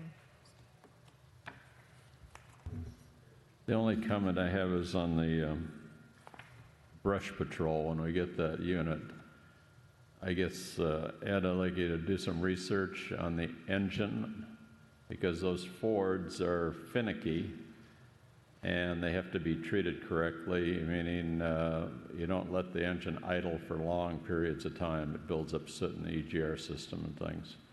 So it's the guys are going to have to know how to run that thing. I don't think that it's probably not a problem because it only has 11,000 miles on it or something, and they virtually haven't used it at all. But if they did idle it, for real long lengths of time, the EGR system might be. So John mentioned a diesel place in Downey or something, right? Yeah, I already talked to the chief about this. So maybe, we can recommended that we, as soon as we get it here, we go through the whole take it thing, and get it serviced, and let them check it all out, and refresh all the fluids and all those things, and read up on it yourself. Google it, those type of engines and things. You're going to have to teach your guys how to drive the thing correctly. Correct. Believe it or not, the diesels are excellent for what they are. They have pull heavy vehicles and for long loads and things. But if you just go short distance with them and you let them idle and stuff, you got problems. Right. Absolutely. I did do the homework on it. I passed on a 2013 Pierce mini pumper for that exact reason, and that it was not suitable for the heights. This brush patrol is a quick attack. It's a lot smaller than the brush patrol we have right now. And it's aptly suited for the fact that we don't put that many miles on it. As you know, the vehicle that we lost is over 25 years old. So the mileage on it is minimal. And we will do as Councilman Papisa proposed. They have to be taken out and heated up and run once in a while to burn out the carbon and stuff in them. So it's just education and knowing the guys how to run them and things. So absolutely. I just don't want that thing I want it to last, right? Did someone express concern that this proposed one here, the 2024, was not a diesel? Is that correct? It's not, because they don't make diesels in those anymore. Okay. So that's a gas one that he's getting. All right. The only diesel is the brush unit. So do I have a motion? move approval. And a second? Second. Norm? Yes. Greg? Yes. Carol? I'm going to abstain. John? Yes. And I'll vote yes. Okay, so with that, we're down to individual council member information items or required meeting attendance. Does anybody have anything to report? I see nothing to report. So anybody else wants to speak 1 minute on the, Ray wants to speak 1 minute. Come on up. Oh. Relax. Well, first of all, I can't believe that you're moving forward with paving over a valuable piece of land with gravel to do whatever, you know, in case of an emergency. But I just want to caution you when on this bid, the last one, if you guys were to accept this, and I know you haven't, it's going to go back, this city would be in so much trouble. I'll give you a few examples. It says, tree work removal, all frontage along wood fence except oak trees. Are they removing the stumps? That's a big thing. Then the rough grade, they're going to rough grade it. Are they going to grade it so that there's proper drainage? It doesn't say here. Install approximately 320 tons of half-inch rock. Well, how thick is that? You know, is 320 tons enough? you know, what if the guy says, well, we bought 320 trucks and you have 2 inches of gravel, you're going to get weeds on it. And the big one, install chain link fence and gate with slats. We're about to make chain link fence illegal in a front yard. And correct me if I'm wrong, city manager, we don't allow slats in a chain link fence. So is the city going to grant itself an exemption from their own rules? That's all I have. Thank you. We didn't look at that option, Ray, so that one's off the table. Okay, with that, we are adjourned.